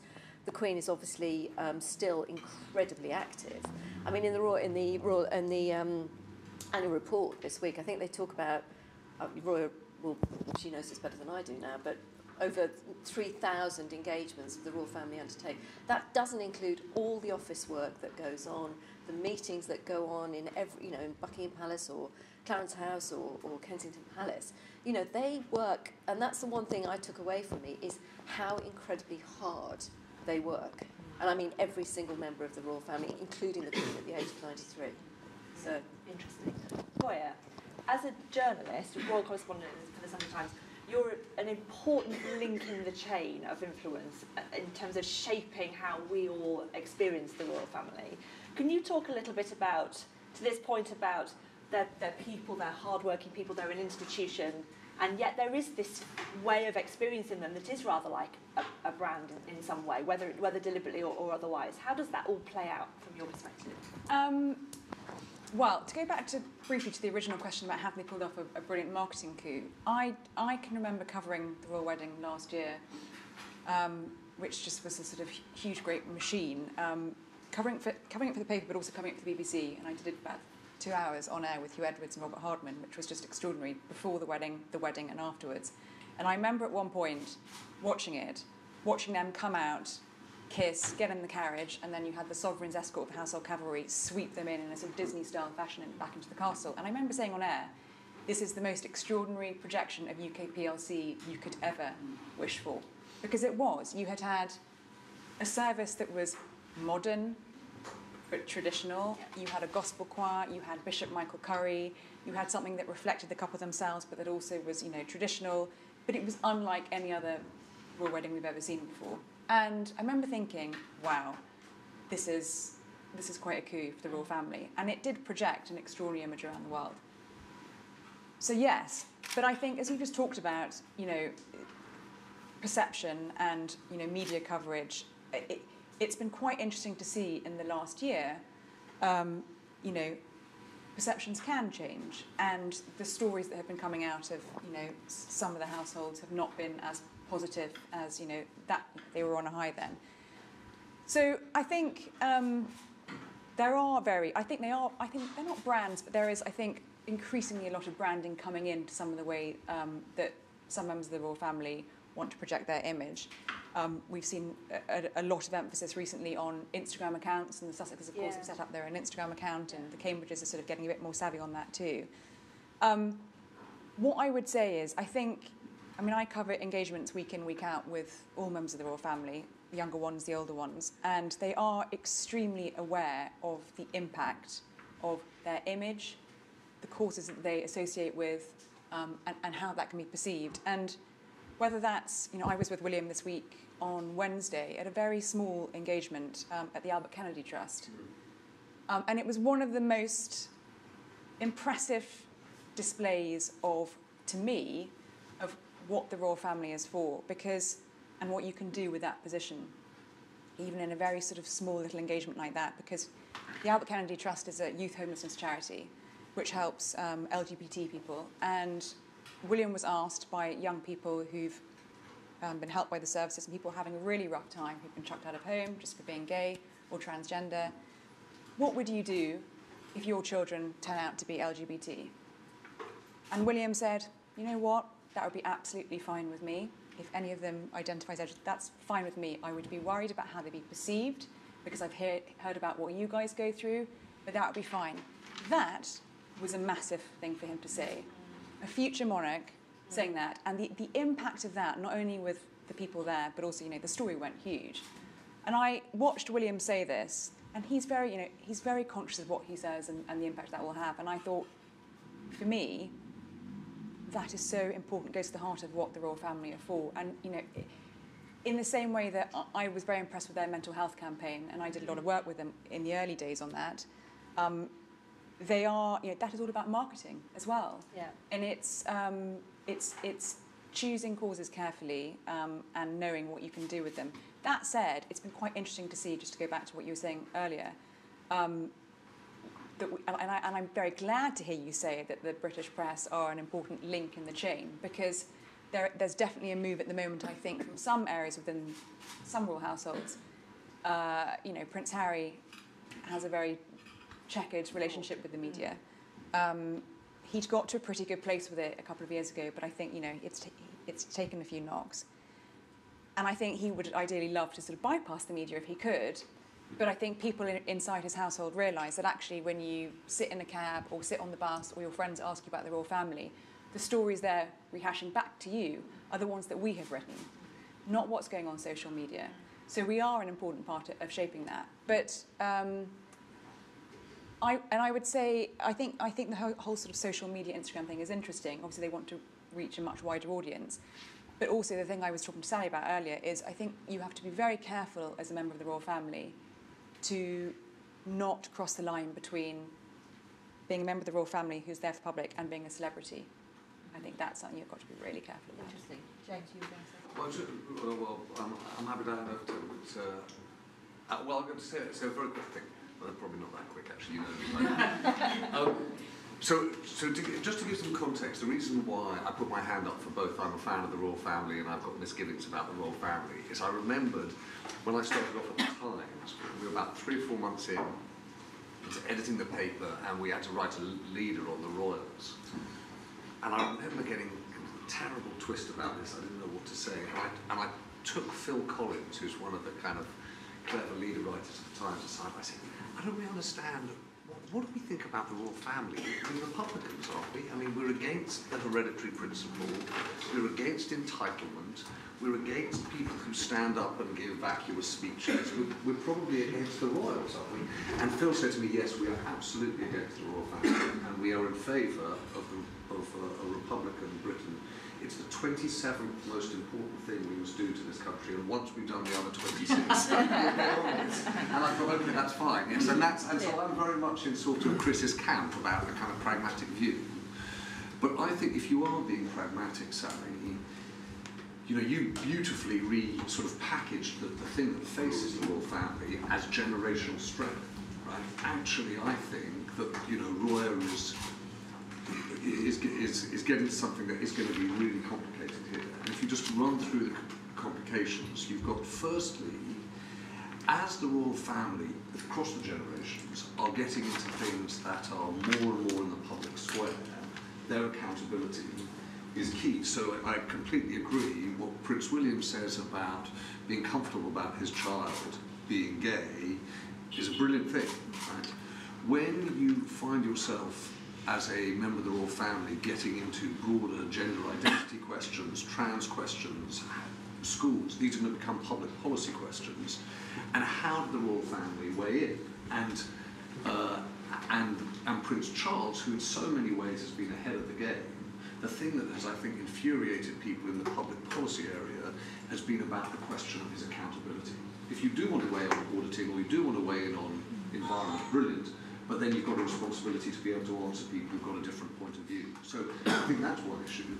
I think the second thing is exactly the point Roy mentioned, which is, that ship has sailed about the difference between being a part of the royal family and a celebrity. I mean, not just Meghan, but clearly Meghan, right, is a colossal celebrity and plays in a different way. The third thing I would say is that social media changes the dynamics for the royals as it does for everyone else. So is the impact of 3,000 meetings, where the royals have years say, oh, we've met so many people, or is it your sort of social media hits? And if that's the case, it changes. And then the fourth and final thing I'd say, which is probably the biggest thing, is if you look at the notes for this session, there is a specific brand issue or popularity issue around Charles and Camilla. Now, personally, I love her. I think Camilla is absolutely awesome. But not everyone agrees. And actually, I agree with that. I think it's complicated. Shall I just respond to that quickly? So, on some of the points, not all of them, because otherwise we'll be here forever. I think on the popularity point, you know, the royal family are not there to win popularity contests, but I bet that poll was quite old actually. It was 2017. I think. It was 51% in 2018. Yeah, and I think after something like the royal wedding, where the Prince of Wales kind of stepped in and played, you know, a terrific role, the figures would probably be very different. And on the sort of the political line, I think nobody more than the Prince of Wales understands where the line is in terms of, you know, the royal family always has to be above politics. That's its USP. And, you know, there have been lots of comments from ardent Republicans over recent years when we've had turmoil in some political spheres, you know, in America. In fact, there was a very funny spoof column in the New York, I think it was the New Yorker, which basically sort of said the Queen was willing to put herself on the ballot for the midterms because this experiment in sort of self-determination didn't seem to be going so well.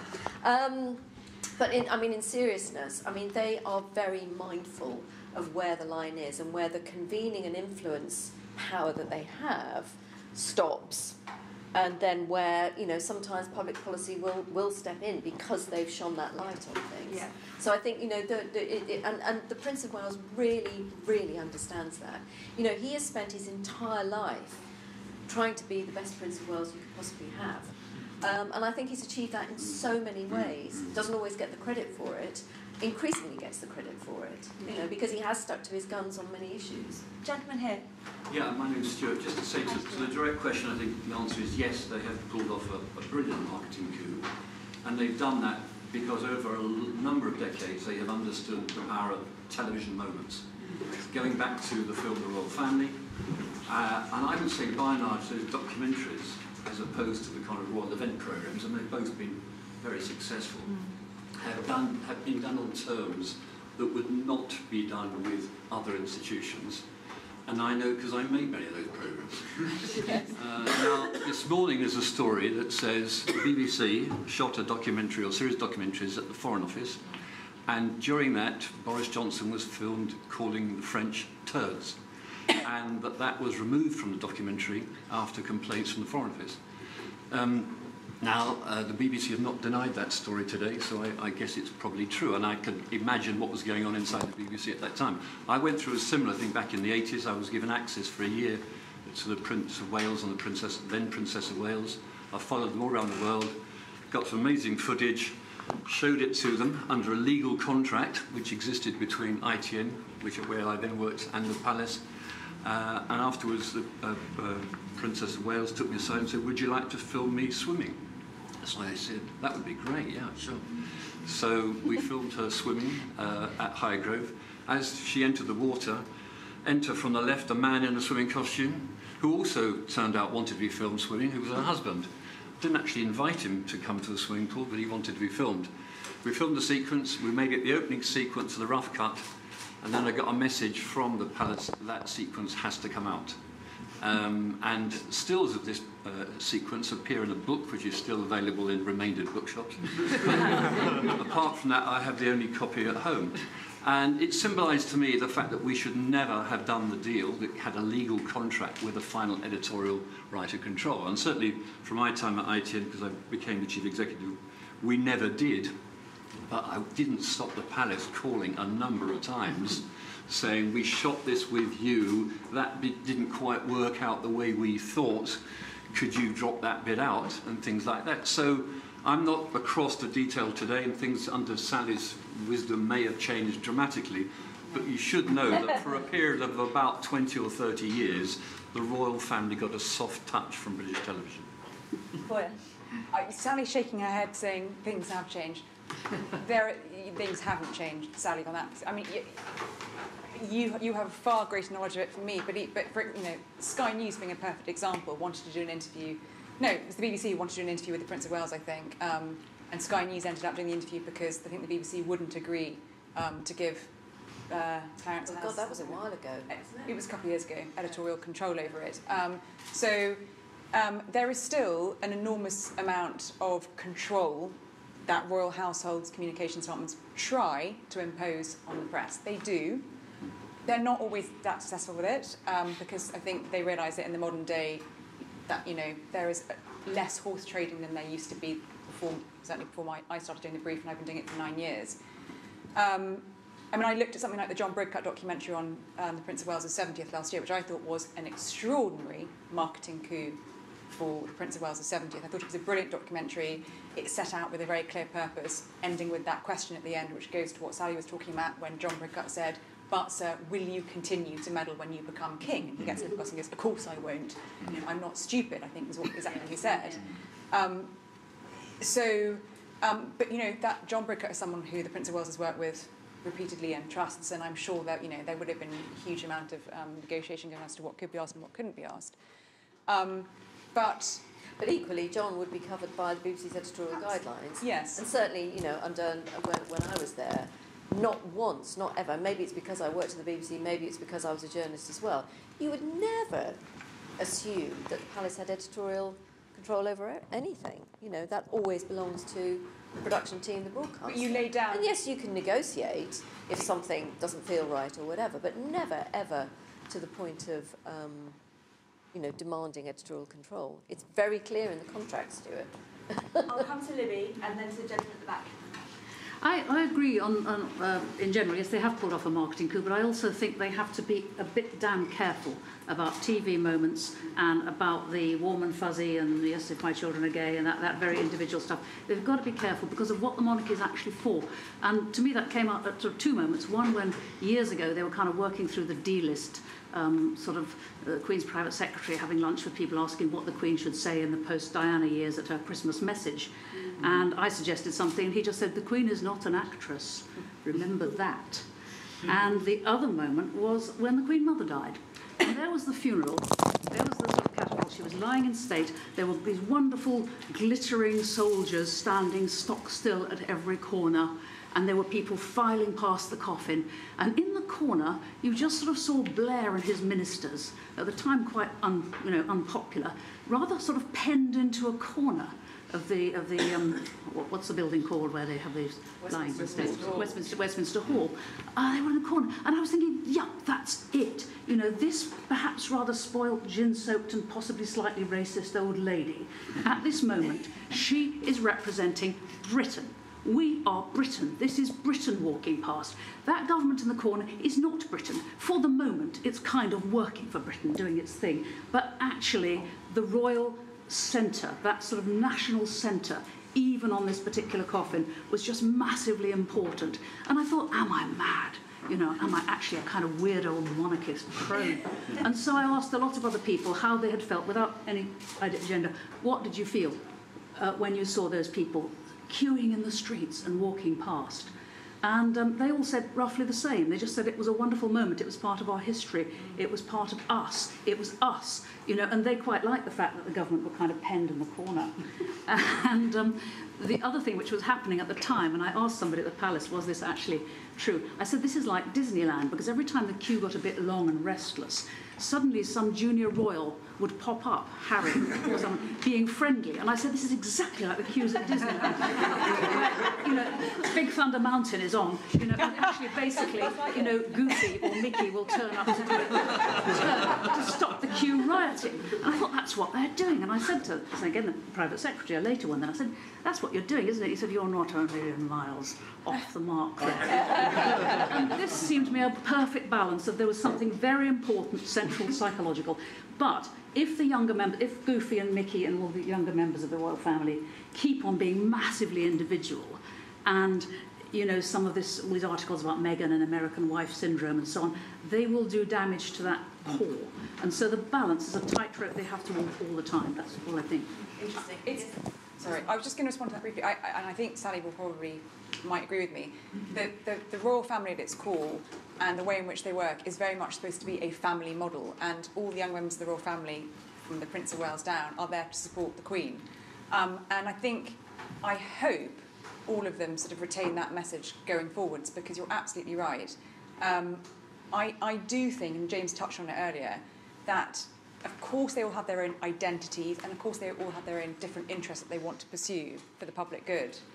But I think there is a risk that if you have too many sort of offshoots of a family going off and doing their own individual thing, and a little bit of friction there, you run the risk of losing the sort of impact of the institution as a whole.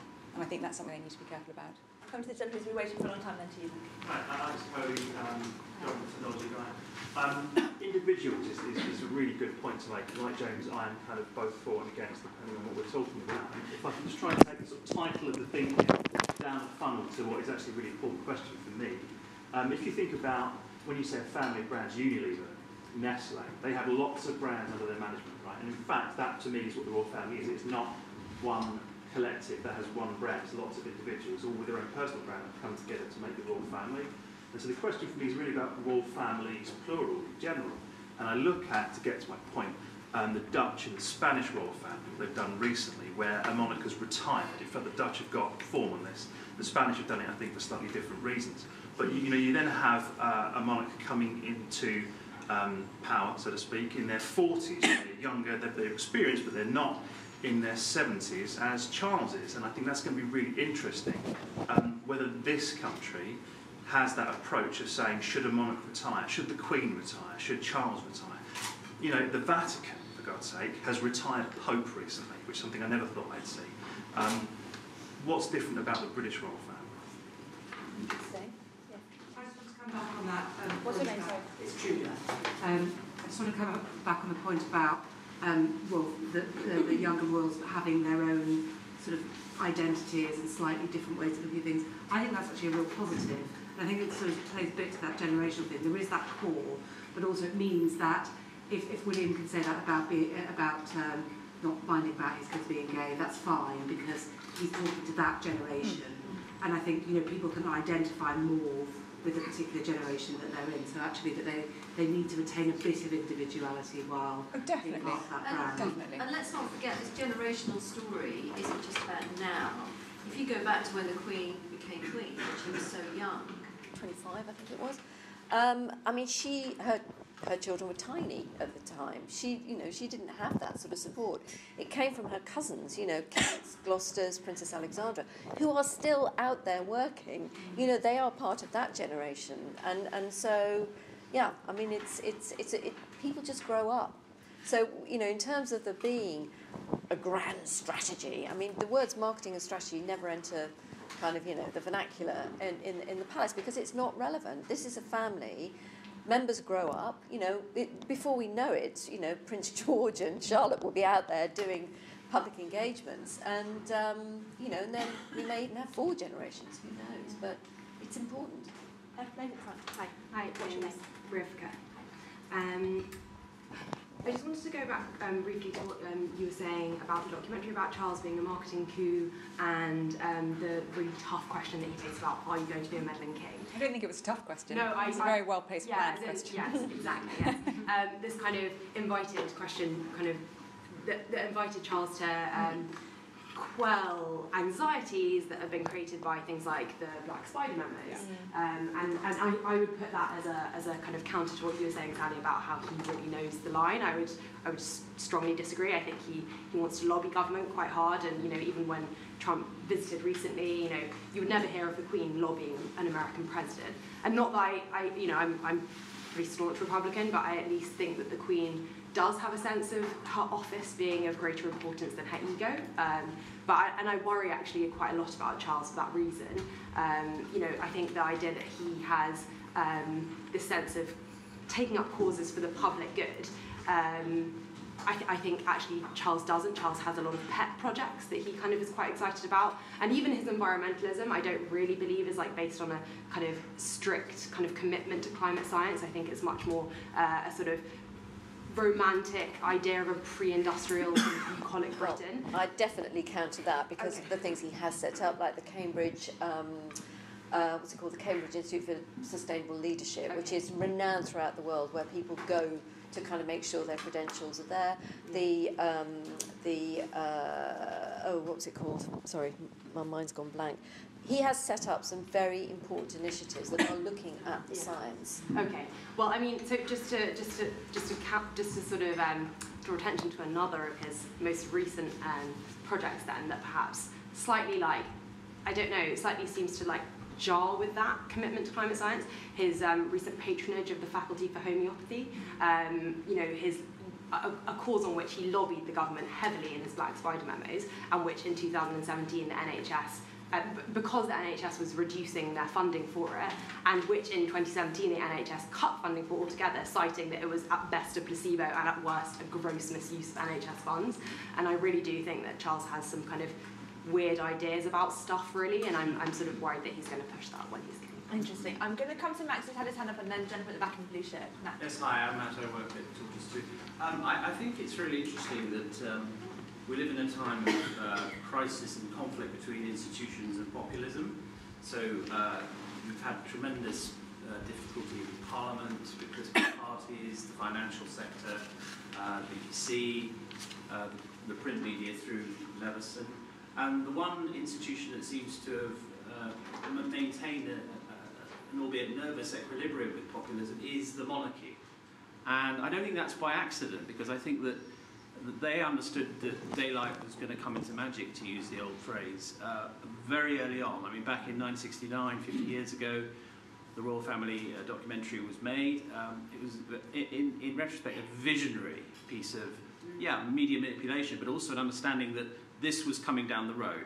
At its worst, it would be a ghastly soap opera. It's a knockout. At its best, it would be, the best that we see now of, as Roya said, Prince William talking about, the fact that if he had an LGBT child, he would be absolutely fine with it. Now, I suppose the question is, how do you maintain that equilibrium? And it's extremely difficult. But I have to say, I don't think they do a bad job, because it seems to me that it works in concentric circles. The monarch can say nothing. She can jump out of a plane, pretend, at the Olympics, and that's about as camp as it gets. But she can say absolutely. I mean, and if she wears a vaguely blue outfit at the opening of Parliament, that's sort of taken as a pro-Remain symbol. But that's how, every single thing she does is so electrifying that she can basically do and say nothing that can impact upon the political process. The Prince of Wales, he gets about 4 causes. Architecture, Islam, greenery, maybe one other. The next generation, they're the outliers, they're the picadors. They can do a lot of stuff. They can, they can generate controversy, it's true. But look at, I can't say how much I agree with what Roy said about the impact upon the LGBT debate. Prince William just saying that will have been phenomenal, and it's a global story. It's not like Jeremy Corbyn or the other block going and saying that they like gay people and stuff like that, and no one believing them. It really has, emotional content, it has a narrative, and that narrative goes on. So I actually think that they, particularly now, they have a role. It doesn't make any sense at all. It's totally irrational. Would we start here? Of course we wouldn't start here. But the idea of dismantling it or getting rid of it seems to me crazy. This was an institution that managed to survive its own version of the financial crash in the death of Diana and come back stronger. That is anti-fragility. It's a good thing to keep. Jennifer at the back. I confess I'm completely indifferent to anything in the royal family. I've never read anything about. I probably struggle to name any of the children or any of those sorts of things. However, I can see the case for monarchy as opposed to a republic. And I'm just sort of interested in whether the royal family is interested in engaging with people like me who just, there are many people I'd rather meet than a minor royal. I'm just not interested in it. It's just not, it doesn't engage me at all. I came to your thinking about the Constitution. And clearly the monarchy has a place in our Constitution which even constitutional experts struggle to explain. And post-Brexit, we're probably going to have to think about our Constitution and whether the royal family needs to... Are there any people within the royal family that can start to talk about its place in our national life constitutionally and not just what for someone like me looks like a kind of tabloid soap opera kind of thing most of the time, which was, I know there are some good causes and all the rest of it, but it doesn't seem very profound. I think when you look at the sovereign, at the monarch, there are there are various roles that are in the job description, basically. One is clearly head of state. You know, the Queen in Parliament is the sovereignty of Parliament, basically. Head of nation is where we get more of the emotional stuff. You know, the monarch can do things in good times and bad to kind of calm things down sometimes. Head of the armed forces, head of the civil service, head of the judiciary, fount of honour, head of the Commonwealth. You know, these are the jobs of the sovereign. And I think the constitutional role is really interesting. I mean, there was Giles Fraser, you know, who writes in The Guardian quite a lot. I mean, he wrote, it was post-Trump's election, that there is really something to be said for this kind of hereditary model where you've got something that is above politics as part of the democratic process and as a constitutional monarchy, and having that sort of still calm persona basically at the centre of it is good for the country. I mean, I think in terms of engaging with, you know, people like you, as you say, I mean, the monarchy is there for everybody. That's why the range of stuff that they do is quite phenomenal. If you're not interested, that's fine. I mean, it was interesting, when I arrived at the palace, I think about 5 or 6 years before, they'd canned any polling. There used to be regular polling, you know, will we have a monarchy in 5, 10, 20, 30 years' time?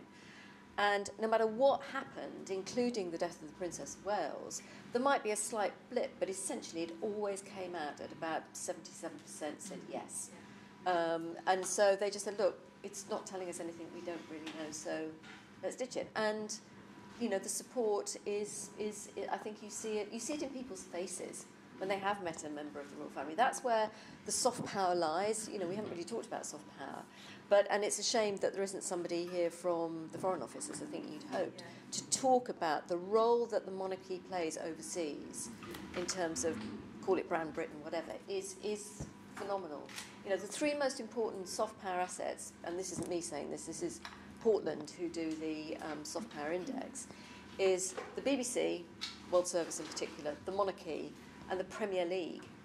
And having been there at the launch of the Premier League back in 1992, I don't think anybody ever thought it would be a soft power asset, but they use their power of attraction incredibly well to do not just great football, but great things in communities, etc. I'll just pick up on that very quickly, just to the soft power point.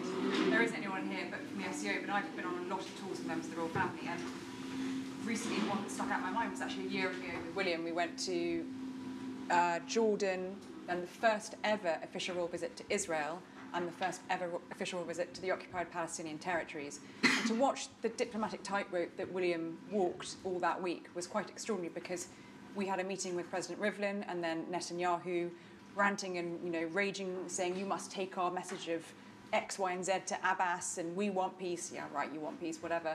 And then we went to the OPT, and, you know, he meets with Abbas, and he has to think very carefully about what he says. And by the end of that week, the Israelis were absolutely thrilled to have had the sort of stamp. It's not stamp approval, but to have been acknowledged by someone in the British royal family, and you know, people in the OPT were also thrilled. You know, and William actually changed his speech on the way back from Ramallah to Jerusalem that night, and gave a very powerful speech saying, you know, we really want peace in this region. We see the amazing vibrancy of the, you know, young Israelis, but to the people of the OPT, the UK stands with you. The UK hasn't forgotten you. And he can say those things in a non-political context that a Prime Minister can't really go and say. And when you see members of the royal family on these overseas tours, and just to say, people always say to me, well, you must be a monarchist as a royal correspondent.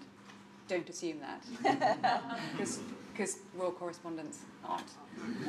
It is an extraordinary role that politicians can't do.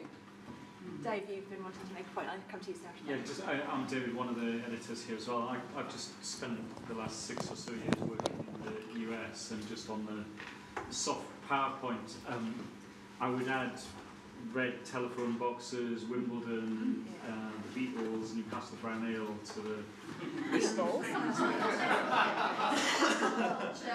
All of our major sort of museums, we are there. It genuinely is astonishing to see how much the Americans are completely in the thrall of you know, you can't go anywhere without people saying, oh, I love Britain, and I, you know, remember fondly my weekend in wherever. But the royal family are absolutely, you know, worth something financially to us as a country. And I suppose if we're having anxiety attacks about whether or not we're going to be doing trade deals or not with the US, it's pretty clear that the Royals are a door opener for Britain. The point you were making about the wedding and you know, this is Manifest Britain PLC on show. It's pretty extraordinary.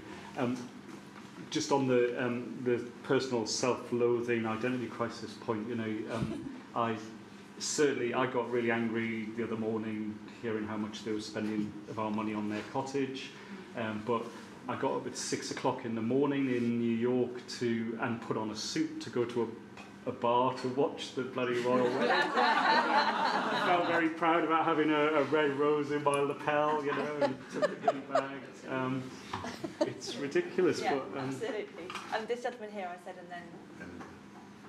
Hi, my name is Conrad and I happen to work at Brand Finance. I was very happy to see that our numbers are quoted in your brochure. Thank you for the numbers.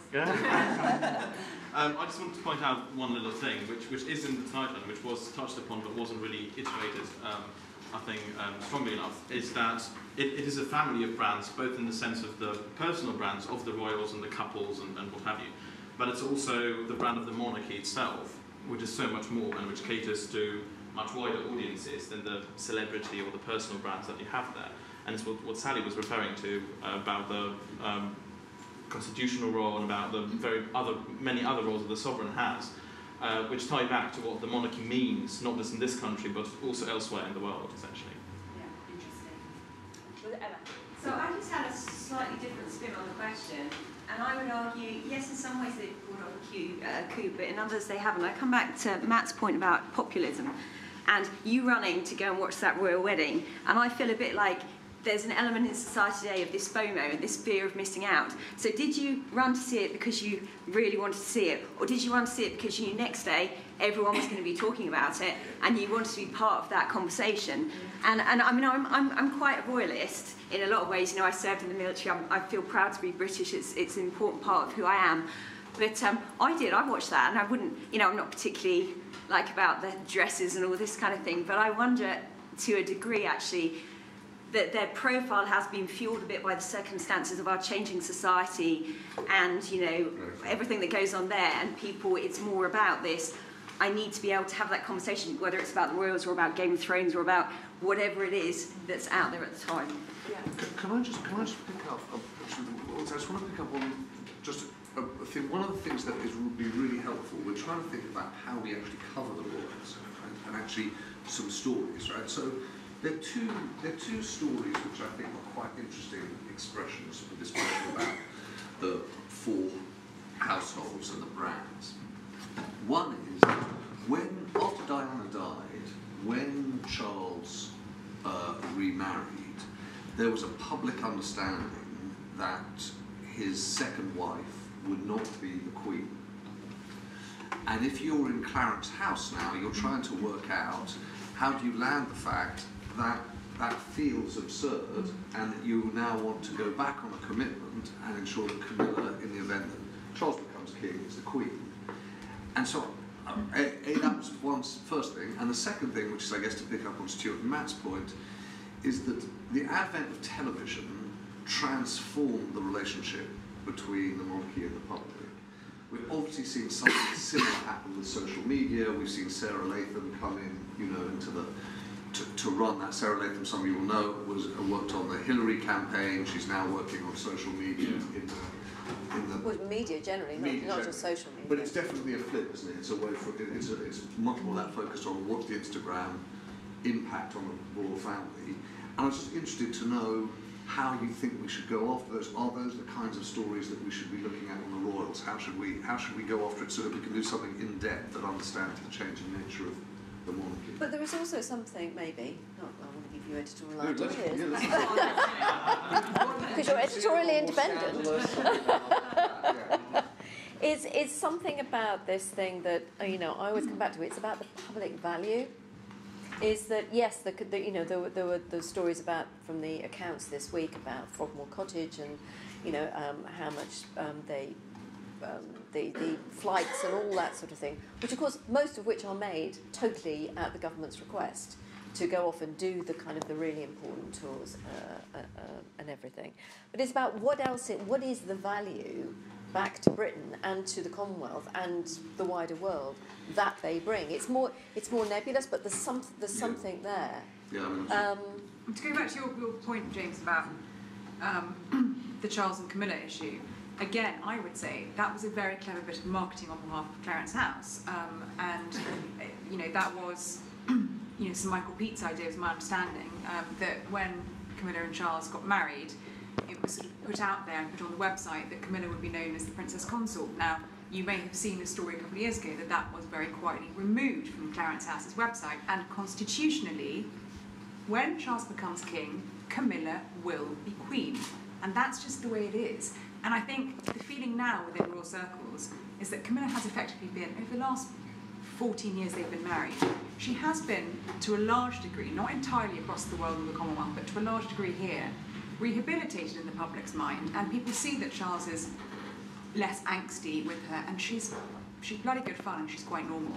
And people who meet her see that. And so I think, she will be queen. You would have to change the constitution to make her not queen, and that's not going to happen. But I think there is less nervousness now within the royal family and sort of media circles and the household about how that will be received. I would say one final point from Katrina. One very quick point on Camilla, because I live a long way from London in Suffolk, and among lots of people who are right outside the London media bubble. Camilla is not nearly as rehabilitated universally as the I said largely not to think. No, I know. I still meet women who say she'll never be forgiven. I love Camilla. I think it's great. I argue with them, but they're out there. But definitely. No, they really are. I didn't say it at the start, but our tortoise timer has reached the end of the time and is waving her flag in the air. So I'll take one final point from Katrina, and then we'll try and do a sum up where we ended up. I want to pick up on what James said about how do we cover the monarchy going forward. To me, the value added is in a way an open-tired argument. It is an argument, but I think what you were saying about the constitutional relationship is particularly interesting, and if you like, the prism through which one would examine that is Camilla. Because if one looks at Brexit, and there's been a lot of debate about the Queen sanctioning the appointment of somebody she feels has confidence to run the government, it seems to me that the Queen and the royal family in its constitutional capacity and what that is, because we don't have a constitution, is going to come into play. And also, it's what Libby said about when Queen Mother died, and it was Britain filing past the coffin. So I think there is something really, I would be interested to see more coverage on the constitutional relationship, and particularly as Parliament is beginning to exercise its separation of powers. We still have a legislature. So I think the Constitution in all sorts of ways is something we need to look at. Thank you very much. Work to be done on the Constitution, James, and action. Falls to me now, for those of you who haven't been to ThinkIn, I've got to try and sum up broadly where we ended up in relation to this question, the question of whether the royal family have pulled off a marketing coup. Whether we call it that or not, I'm not sure we are entirely in the room agreed, whether we call it marketing or branding or whatever. But it does seem to me that talking about the royal family in the terms of branding and communications has been a helpful rubric for us to kind of get to grips with how we, the non-royals, relate to the monarchy as an entity, and indeed the individuals that sort of are the conduit for that. So I do think it's a helpful rubric for this sort of idiosyncratic and ancient and rather wonderful and sophisticated and glorious, but at the same time fraught thing that is involved with the royal family. There are two, and quite often this happens to me with things, so there are two particular turns of phrase that I think will stay with me. One was nervous equilibrium, which I think Matt said, because that's come up in a lot of the different ways into this conversation. On the one hand, the diplomatic tightrope that we heard about William walking when you went on the tour, all through all sorts of fraught political situations, and the idea that somebody whose words carry such a lot of weight and yet you're only partially allowed to have an opinion on them must be incredibly challenging and to think about and reflect on that as somebody who is however old he is, not that old, but has been in the public eye all that time, is quite something to reflect on. So that's some nervous equilibrium. There's definitely a nervous equilibrium in this thing between family and individuals in that family. And I don't know about you, but I have a family, and there definitely is a nervous equilibrium between family and individuals in my family too. So I think that's part of it. And where we started, the sort of nervous equilibrium between traditionalism and modernism, and where we are as a country right now, the second turn of phrase, which forgive me if I forget who said, is this thing about anti-fragility. It started with Chris's point, which is there are lots of things that are disintegrating all around us, or so it seems at the moment. And like it or not, the royal family isn't.